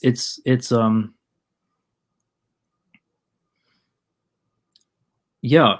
So that's what I wanted to present. So American comic books, it's just got a fascinatingly rich relationship with Gothic American storytelling. It's all about this very physical, geographical tension between freedom and oppression. It's built culturally. It's built into our origins, and as comics continue to explore liberating ideas, revolutionary ideas, it's really just following in the footsteps of what American cultural identity has been exploring for the past several hundred years. So I think it's just fascinating, and American comics in particular have really pushed the envelope in that, and actually invented a new genre or two in the cause, to continue to shape that today. So thank you for your time. Awesome. I'm convinced. What? All right. No, So seriously. Really? Not only do I think your argument stands ridiculously solid when looking at the sweep of American fiction, I think you actually managed to change my mind about Kingdom Come. Holy. This is the art. Oh my goodness. Now, You've almost Holy Lord. yeah, not entirely, because I don't think they succeeded in their attempt, and I think the continued misunderstanding about the Gothic Register by modern writers continues to ruin the industry. But I know I don't want to, how do you Someone you want to clip, say someone clip that? that. Someone clip that. but I think but as far as it being a necessarily poison pill to future comics, I think that I have to rescind that opinion, because that's the next logical step from your argument. Well, I was hoping God that damn it. would be I wanted to come to that conclusion. That's good, because I didn't want to do this cultural commentary thing, Right. suddenly. Well, no, that's just a repeated trend on the show. God damn it! I hate being wrong. That's our problem, right? Because I almost wrote that. I almost wrote okay, let's talk about LGBTQ comics now as it's its own genre. That's its own revolution against structural. I'm using these terms to try to lead us to that conclusion. But the thing is, we can never get off the ride. We're always in a revolution. Yeah. We'll stop being American the moment we stop revolting. So where is this going to lead us? We're super revolting. Yeah, I don't know. That's why I just said it's 20th century. Let's hit the classics. It's going to be interesting. Let's talk about Western heroes. I got a couple notes. First, please. I sent you a couple sources in Discord, specifically on Alan Moore and Gothic, because I think there was someone wrote, there's a whole book on Alan Moore and Gothic. Great. So I just sent you a couple, like an article, a chapter, I think. So check your Discord for that. The only thing I would, two notes. The first note is I think you could probably tighten up the beginning. Okay. Which would probably give you more time on the end. I think we spent a little too much time in the explaining Gothic. Yeah. So you could probably hit your definitions and then jump more into your examples. The second point is name drop your scholars a bit as you go. Okay. So even you don't have to you don't have to do a lot with that. But just name drop, as I've seen with name drop scholar who, so yeah, just name drop your scholarship so people know kind of where you're pulling some of your ideas from. Okay. I do have some, but they were all just talking about I don't know, like the Native American as I don't know. Noble savage. Yeah, which is great. I mean, but this isn't a literary. This is Right. Well, like so when it comes to like, for example, like I know I sent you like Julia Round, right? And she talks about comics and Gothic, and you could, for example, just name drop and say this is what contemporary scholars are doing with Gothic and comics, and then simply say this, I'm doing something different. So like you can say, hey, I'm taking note of what Julia Round says. And in fact, it's actually better when you do it that way, because you don't want to just say I'm doing the same thing Julia Round is, because she already did it. So you're noting, you're interacting with the scholarship at that point. You're saying this is what this person already is doing, and this is kind of where I'm doing something different or staking new ground. So that's one example I think that would be good to pull.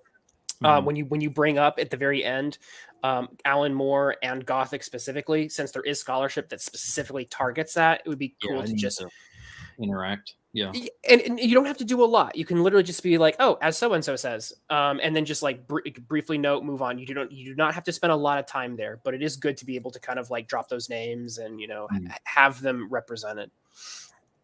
So those are my notes. Do you feel like am I hitting the key phrases well enough? Oh, you don't have to worry about the key phrases here. I think your presentation is super compelling. Like it took me a while. I think it was when you got into the when you started jumping into the cowboy thing, and you started kind of explaining how Americans were conquering the Gothic, and how in comics how that was like a particularly American thing. I was like, oh, that's when I got really interested. Yeah. Okay, so get in there as soon as possible, then I guess. That's the point where I was like, ooh, yeah, that's a really good point. And one of the things I was thinking about too, you're talking about the triumphalist concept of defeating the unknown or the chaotic as being an American theme. I mean, that's underlying, Moby Dick. That's underlying Mark Twain's works. I mean, even though they're comedy, that's still a huge theme in it.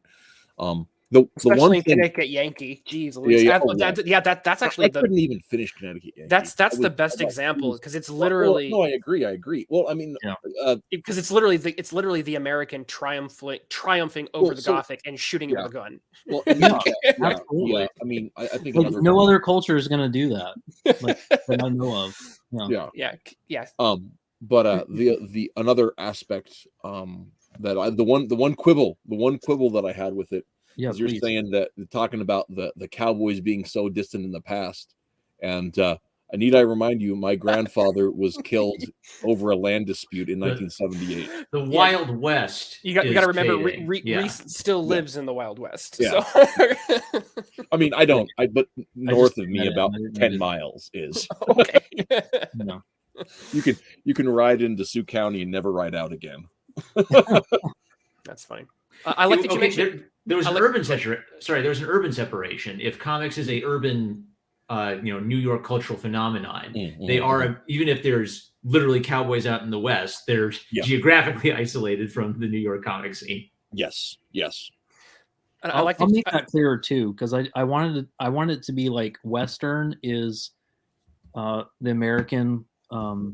Western comics is the American individual triumphing within nature, and then the American city is where American comics go to triumph over, the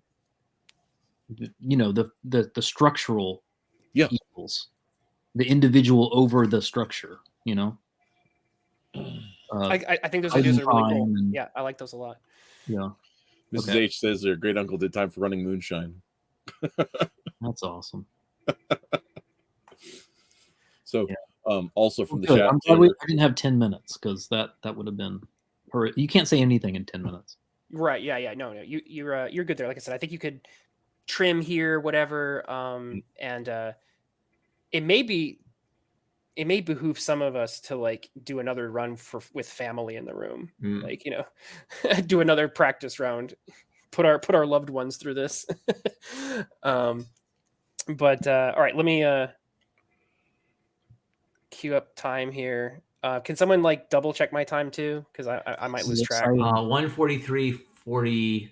Fine, I can do it. Yeah. Yeah. So you just like run like a stopwatch or something on your phone Yeah. or whatever. Right. Yeah, same thing. Just let me know at 15 or whatever. I'll try to keep track of time too. Let me share what I've got. Share. Well, there's the share slides things. I'm just going to share screen. We're just going to do it that way.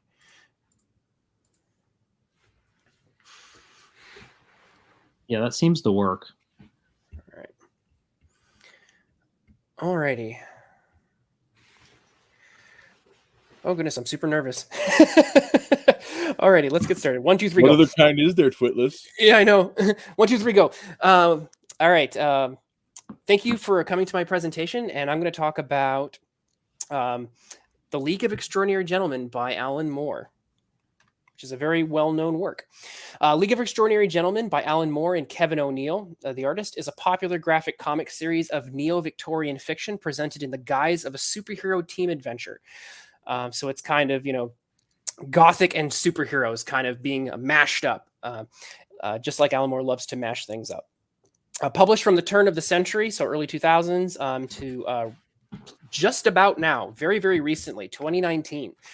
Series has intermittently added additional narratives to an extensively intricate mythos for 20 years.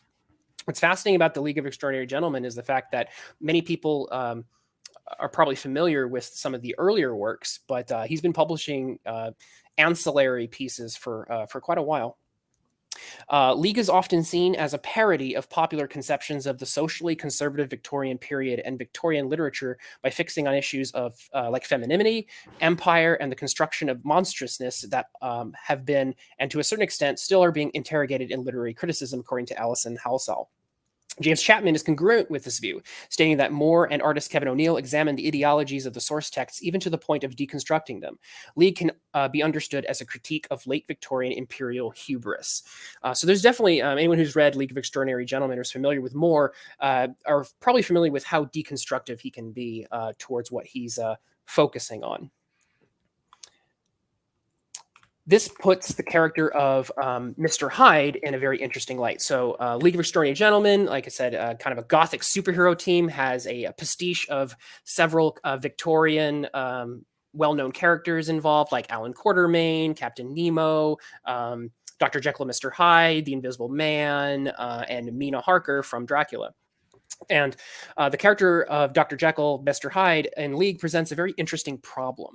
How can such a repugnant creature be treated as a hero? And how can such a character with such exaggerated male traits be celebrated in a work that seemingly undermines male-dominated structures? So like I said before, Alan Moore is often deconstructing, undermining elements of Victorian society in League of Extraordinary Gentlemen. And, masculinity was definitely something that was very important to Victorian England. All right, so over the course of the first 2 volumes of League, Mr. Hyde is he racks up quite a rap sheet. His crimes include the brutal murder of prostitutes, cannibalism, and rape. And yet, despite all of that I have just discussed, Mr. Hyde is given some of the most powerful and thrilling moments in the series. Further, his sacrifice at the end of the 2nd volume leaves a lasting impression on the world of the story and in later installments.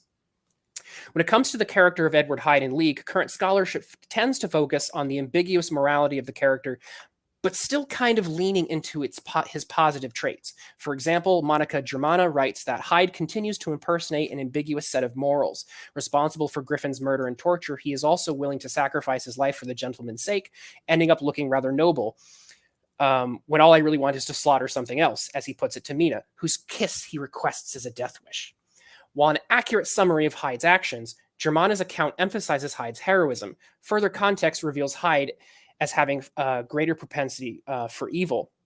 For example, in that exact moment, right after he asks for a kiss, he also asks to basically to touch her breast, and it's this very awkward moment of almost quasi-sexual assault. So right after that moment, he's right back to kind of being a pretty skeezy.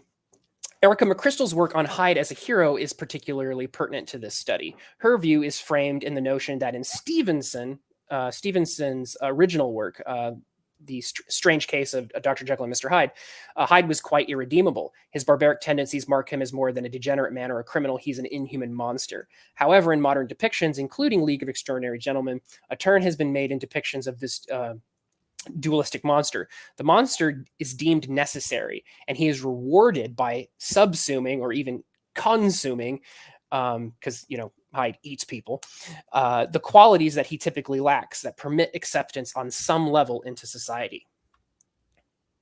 So my entrance into the conversation here. So current scholarship in focusing on the hero as monster can be further developed with a cognizance of masculinity. My analysis focuses on aberrant masculinity as a point of tension for heroic action. This point of difference is a subtly a significant one, and it does not gloss over the repugnant acts of Hyde in League. Instead, it is useful to comprehend his heroic nature as originating in his outrageous behavior, as it exemplifies male power and energy, embodying a kind of powerful, dominant masculinity that is consistent with some Victorian modes. Broadly speaking, what do I mean by monstrous masculinity here? So a lot of monster theory has mapped out the extent of monstrous bodies, often focusing on the female monster. So according to Jeffrey Cohen, the monster's body is quite literally incorporates fear, desire, anxiety, and fantasy. According to Barbara Creed, the reasons why the monstrous feminine horrifies her audience are quite different from the reasons why the male monster horrifies his audience. Monstrous femininity is often understood as confronting male norms with nonconformity. The feminine monster is often a hybrid of female and male traits. And so the reason why the female monster is monstrous is because she's kind of taking the role or taking power away from the male. In contrast, the monstrous masculine, as I'm using it here, does not operate in feminine hybridity. Rather, it hyperbolizes acceptable norms just in grotesque, exaggerated ways. Aggression, strength, power, sex, dominance, colonization, and violence are all perfectly acceptable ideas, several of which are celebrated in Victorian agency as expressed by men. Therefore, the line between monstrous and acceptable masculinity is defined more by degree than by type. My thesis is that while Moore and O'Neill appear to deconstruct Victorian society and the masculine patriarchy upon which provides its foundation, the character of Edward Hyde in League of Extraordinary Gentlemen presents a kind of monstrous masculinity that is deemed necessary to the plot and even possessing admirable, desirable aspects. Hyde's concluding state and his impact on League's overall story results in a surprising affirmation of Victorian masculinity. Thus, the deconstructive strategies wielded by Moore and O'Neill inadvertently reinforce Victorian sensibilities as opposed to merely deconstructing them. What is also fascinating, and what my study is adding, is the very, very recent conclusion to League of Extraordinary Gentlemen, which is the final volume, Tempest, which was, like I said, published as recent as 2019. So previous explorations into the character of Mr. Hyde or League of Extraordinary Gentlemen are often dealing with, previous volumes. So my study is kind of cutting edge in the fact that, or much more contemporary, because I'm able to address works that other scholars have not yet been able to address as much. Okay, so let's start a little bit with Mr. Hyde and how he's introduced into the story. So structurally speaking, Mr. Hyde is so masculinely powerful that he demands structurally more space on the page. More so than in prose, the size of images on the page in comics often delineates a greater focus of attention in the hierarchy of the narrative. According to Terry Grunstein, the hyperframe, or the page as a whole, is its own artistic unit. In the case of a splash page, one image, moment, or character can be given the entirety of the landscape. So it is no exaggeration to say that Mr. Hyde's introduction to League makes quite a splash, both figuratively and structurally. Halsall notes that it's a spectacle of animalism and brutality. The page seems to barely able to contain Hyde's violence and brutishness. And as we can see, that's clearly being evidenced here. It's also further evidenced by the fact that, as you can see, Hyde's, with his ripped, like, what is it, 1, 2, 3, 4, 5, 6, he's like an 8-pack, and he's being specifically juxtaposed next to these much more older, frailer men. That's Quatermain, Inspector Dupont, and Mina Harker, a woman. And then we have like just this, explosion of male energy on the page that can barely be contained. Okay. Oop. Edward Hyde is the main attraction in League in many ways, with Dr. Jekyll playing a soft, ineffectual, and even, I would say, effeminate role. Contrary to the large stature he has in Stevenson's novella, in the original novella, it's actually Jekyll who is the much larger of the two. Edward Hyde is actually he's a dwarf, specifically described. In Moore and O'Neill's vision, Jekyll is this pallid shell of a human. He's constantly perspiring, and he's this nervous, feeble disposition. He is so weak that it takes all that is left of his willpower to contain his beastly counterpart, as evidenced by his coloring and sweating at any provocation, as you can see in the example I have here. This is also reinforced by the fact that the team don't really care about Jekyll at all and see almost no value in him. In gendered terms, they see Hyde as embodying masculine power exhibited in a monstrous, grotesque, yet useful and necessary fashion. It is not just the monstrous hero that is desired, it is a monstrous male monster that is desired and envied for its strength and capacity for uncontained violence. So as you can see in this exchange here, this takes place near the end of Volume 1, where the League have to confront Professor Moriarty, as Professor Moriarty has a flying airship and is about to carpet bomb London, or a part of London, as he fights with the Devil Doctor, which is essentially Fu Manchu. And they need Edward Hyde. They need his strength. And in this scene that I've included here, you'll notice that Mina starts slapping Dr. Jekyll and says, come on, Jekyll, it's time. We need you. Ow, please don't. Come on, you damned coward. Do you call yourself a man? So like I said, this is a scene that's specifically highlighting in gendered terms that Mina wants not this weak, effeminate man. She wants the real masculine, powerful monster who, again, practically explodes from off panel. All right, so Hyde's heroic moment. So Volume 2 of League of Extraordinary Gentlemen culminates in the League confronting the Martian tripods. Like I said, Alan Moore loves to tie lots of threads together. And by the end of League, he's not just tied together Victorian threads. As we'll see later, he ties in almost all of pop culture. But while most of the League is comically outmatched by the colossal metal war machines and equipped with death rays, Alan Quartermain and Mina Harker don't have much to do when there's giant 100-foot tall walking metal colossuses traipsing about. Hyde is really the only character who's able to make a difference by combating the Martian tripods physically. Again, splash pages or near splash pages are used to accentuate the size of the battle. Only here, Hyde appears small by comparison. Again, one thing I want to point out is the fact that in multiple instances,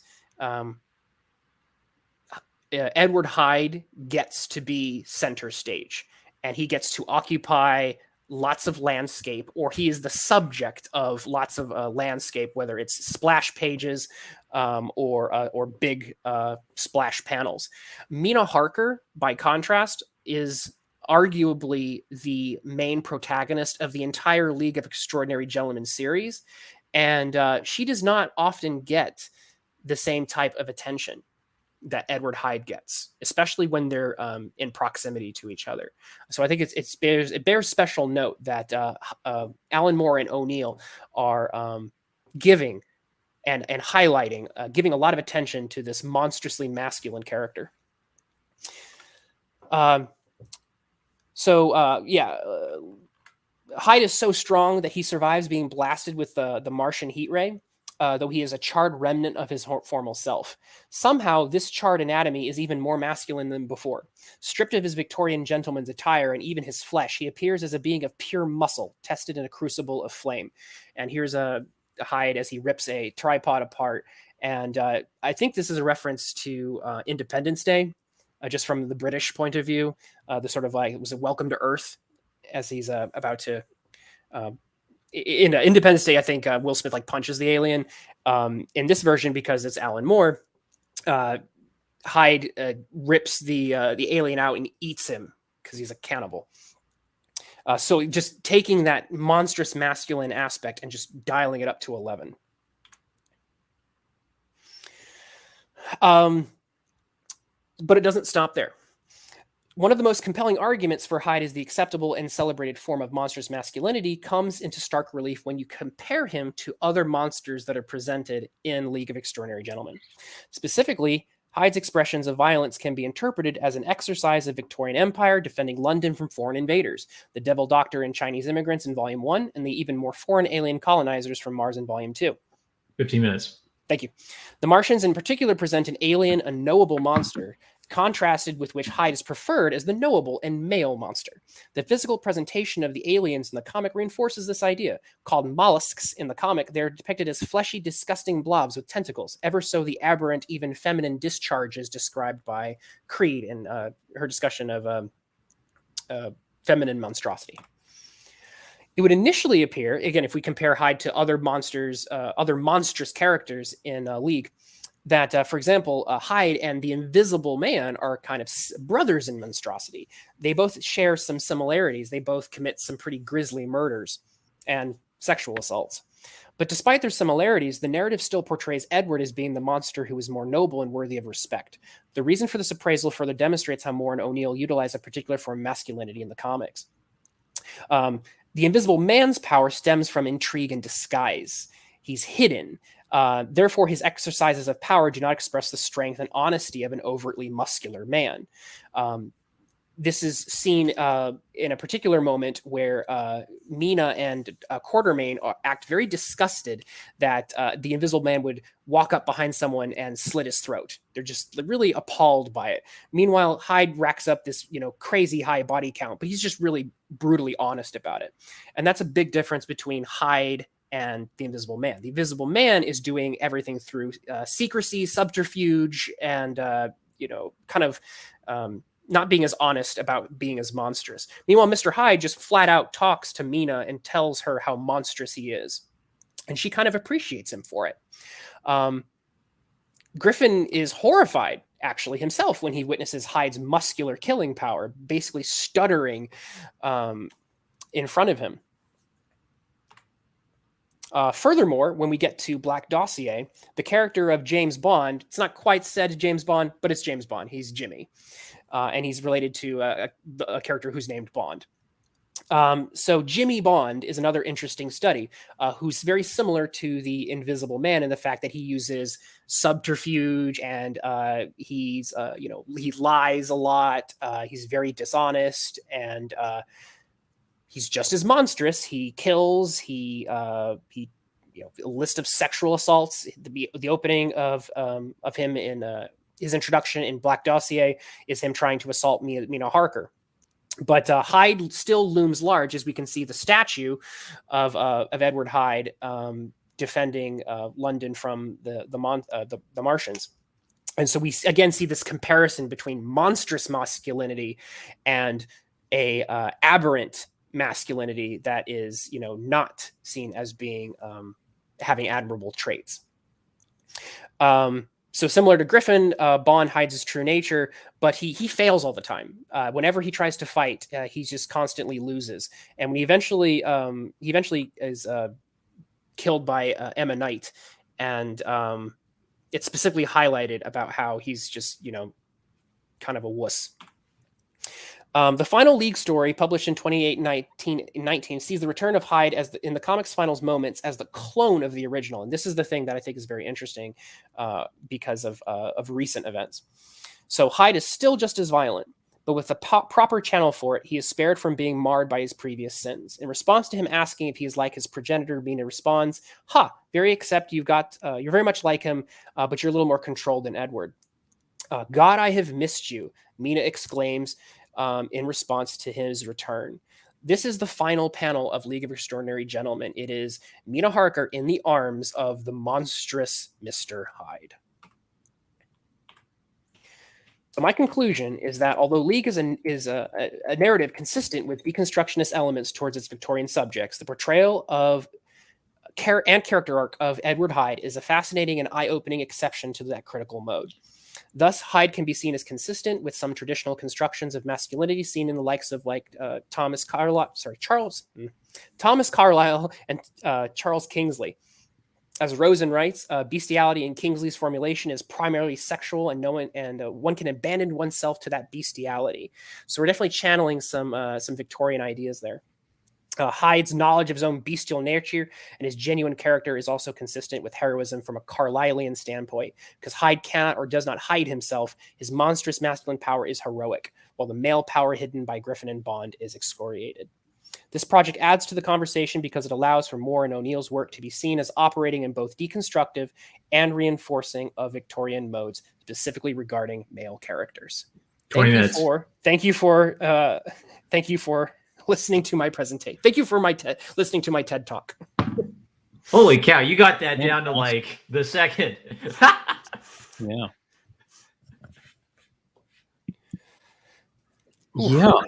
That was really interesting. It's like a Ajax tragic the warrior essence character that is necessary to fix problems, but civilization just can't even with him, and he has to be pushed to the outskirts, I guess.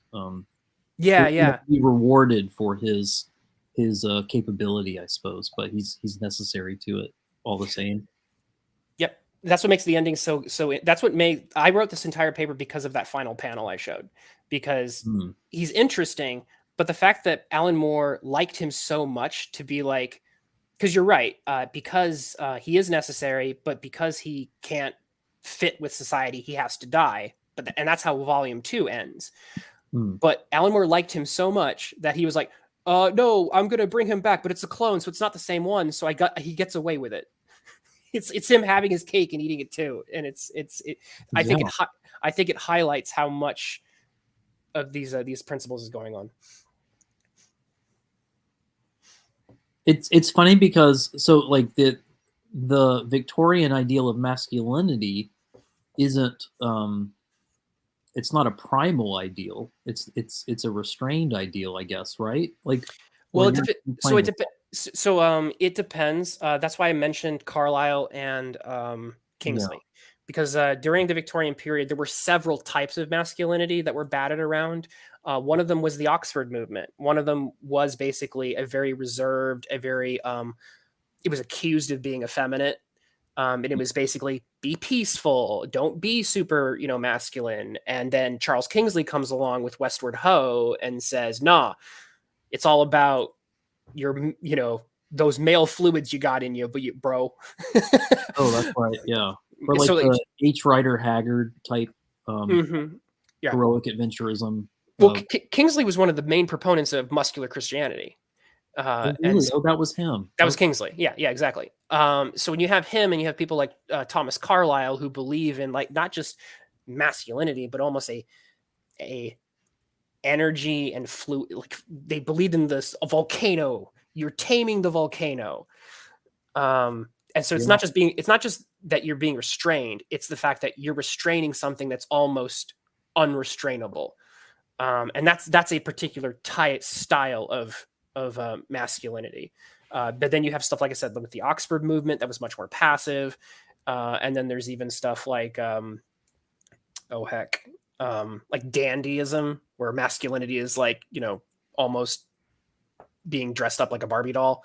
So the Victorian period had several theories of masculinity that got that were in conversation with each other. So is Hyde, does he get his picturesque ending because do you get the sense, I mean, is this just more saying that he identifies with Hyde more, or are we saying like does modern culture say at the end of the day that it identifies with Hyde more, or like can we even go that far with it? Like, why are we rewarding Hyde just a little bit with that reinforcement? As opposed to the other masculine alternatives in the story. I think it's because I think it goes back to how honest Hyde is. Mm. And that's I think the big difference see between that. him, James Bond, and the Invisible Man. Because the Invisible Man and James Bond both, like I said, they both hide it. And that's again, there's that joke, that pun between Mr. Hyde is literally like not hiding. You know, ha ha ha. And so that's why my presentation is titled "Hiding in Plain Sight." Ha ha ha. But there's a scene where Mr. Hyde is with Mina, and they're kind of running away from the Martians. And Mr. Hyde says, "There's a voice inside my head that says I should just rape you and tear your head off and be done with it. But another voice tells me that if I were to do that to you, Mina, the next thing I would have to do is to take my own life." And Mina like looks at him in fear.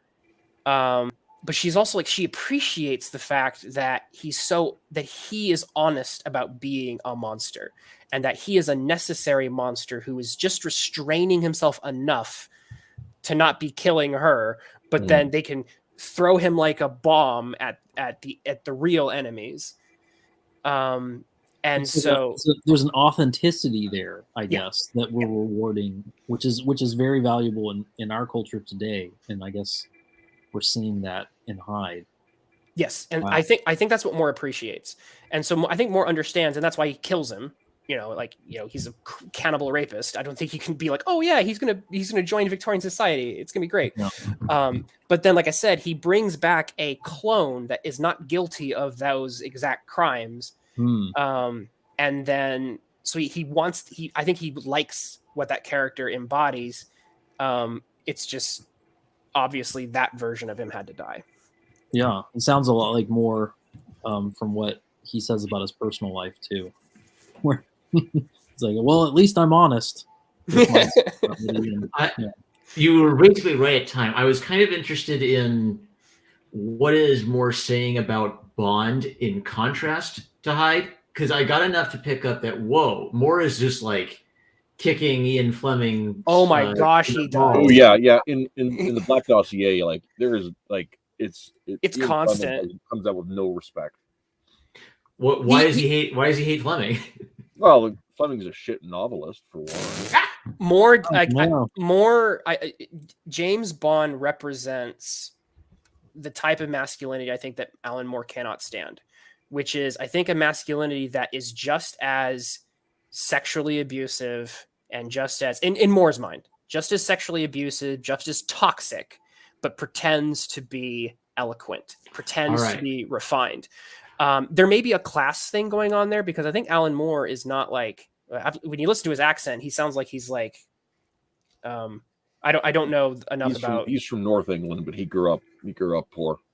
Yeah. I remember reading some stuff about Moore like not growing up rich. So the fact that Bond, I think there may be some class things going on there, because Edward Hyde is portrayed, I think, as also being a little bit lower class. Yeah. Well, yeah, Edward Hyde's the low class cousin of. I mean, that's the. Jekyll is a.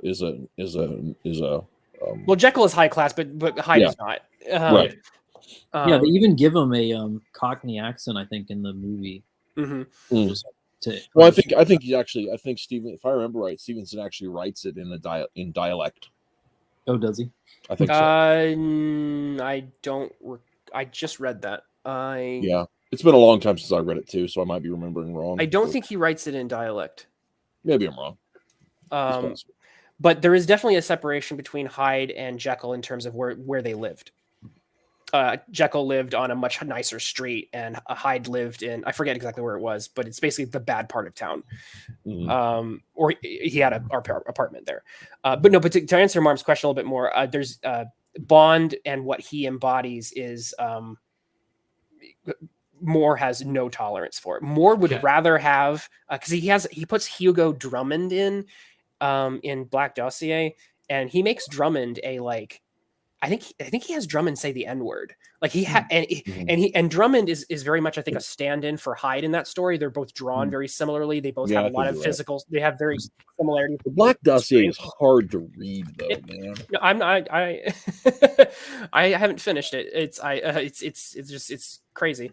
But I will say that when Moore puts Drummond next to James Bond. He has Drummond be this cantankerous, violent racist, and still James Bond comes out looking worse. Like a piece of shit. So right, exactly. So the fact that in Moore's view, being a foul-mouthed, sexist, racist is still better than being what James Bond is. Because it's not just Bond as womanizer. It's Bond as womanizer with pretension of class, whereas Hyde is a rapist with no pretension of class. And the other aspect that's different is Bond's that, a rapist too. Bond's a Yeah. rapist too. But he's pretending to be nicer, pretending to be better. And Bond also doesn't question authority at all. He uses his position of authority as an excuse as a license for his whatever, under the pretension of being like one of the good guys. Yeah, I think it's the fact that it's the pretense. Well, Bond has that right. I think Moore really can't stand. The questioning of authority is a big theme in the Black Dossier specifically. They live in a world where 1984 happened in like 1955 or whatever, and the world's coming out of INGSOC. I mean, the British government is coming out of INGSOC. So, neat. Wow. Yeah.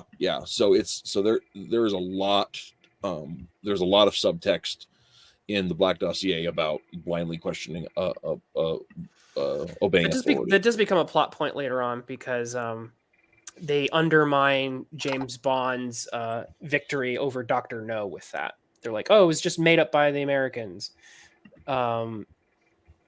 Dr. No, there was no doctor. It was just a made up thing. So even the things that James Bond supposedly has accomplished end up being made up and farcical. They really they just completely. Yeah, what a weird character assassination of a fictional property. Moore goes hard in the paint against Bond. I have one last question. Is it Quatermain or Quartermain? Quartermain. I think they changed it to Quartermain for League, didn't they? No, I mean Haggard's was Quatermain, but I think they made it easier to say, right? For this, it's Quartermain here, right? In this with the R.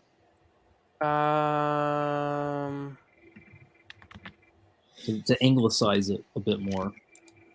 Oh, I think you're right. Yeah, you're right. That was just me being stupid and not. No, I thought you were. Yeah, I think at some point they updated the name. I mean, the character was Quatermain from the 19th century, but I think by the time they made League, I think they were like, no one knows how to say that. Like, they want to say Quatermain. So I think. Hold on. I think you're right. I think I was just saying it wrong.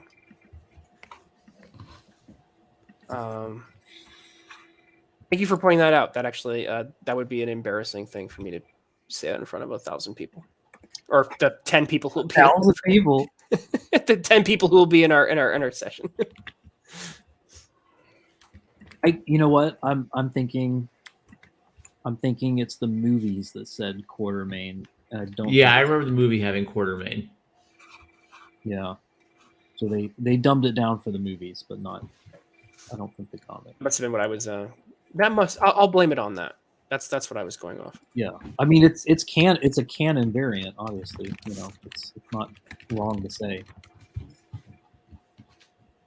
Anyway, yeah, that was really interesting. Yeah, like I guess he takes shot at all the Victorian pretensions, but ends up having to save some of it in order to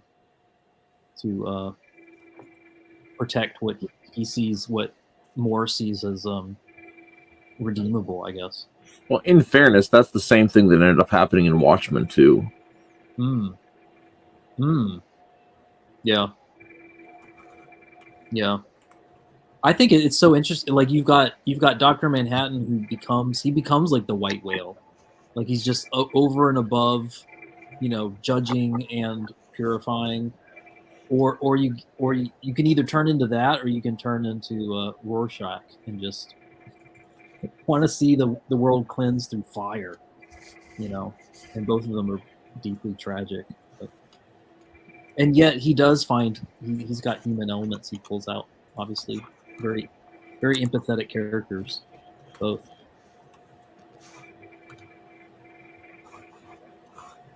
All right, Well, that so was fun. that was our dry run, ladies and gentlemen. I hope we bored you all to death.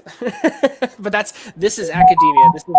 This is what a conference looks like, except a little more polished.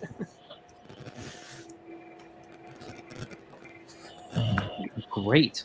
I enjoyed it. I will have all day Friday to dry run, so I'll try to get it down. I'll shoot for 15 minutes to be safe in case I want to wax on it philosophical at any point. All right.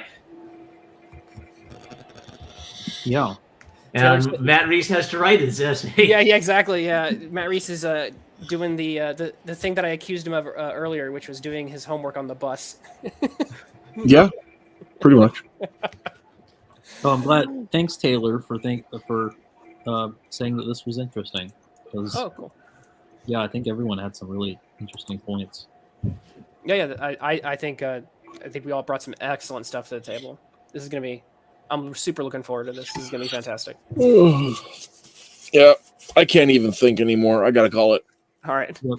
Night, everybody. All right, night. Thanks, everybody. Yep, That was fun. Thanks for tuning in, those that did. And no show next week. Although I think I'm supposed to be on with Draw and Talk on Tuesday, but I'm not sure. Are you? Oh, that's great. And Getting out there. Yeah, I love giving Tyler crap, so occasionally he has me on to do that live. And then week after, I don't know. I think we might be talking Comics Code Authority, but I'm not sure. Anyway, good night. Night. That's about all. Good night.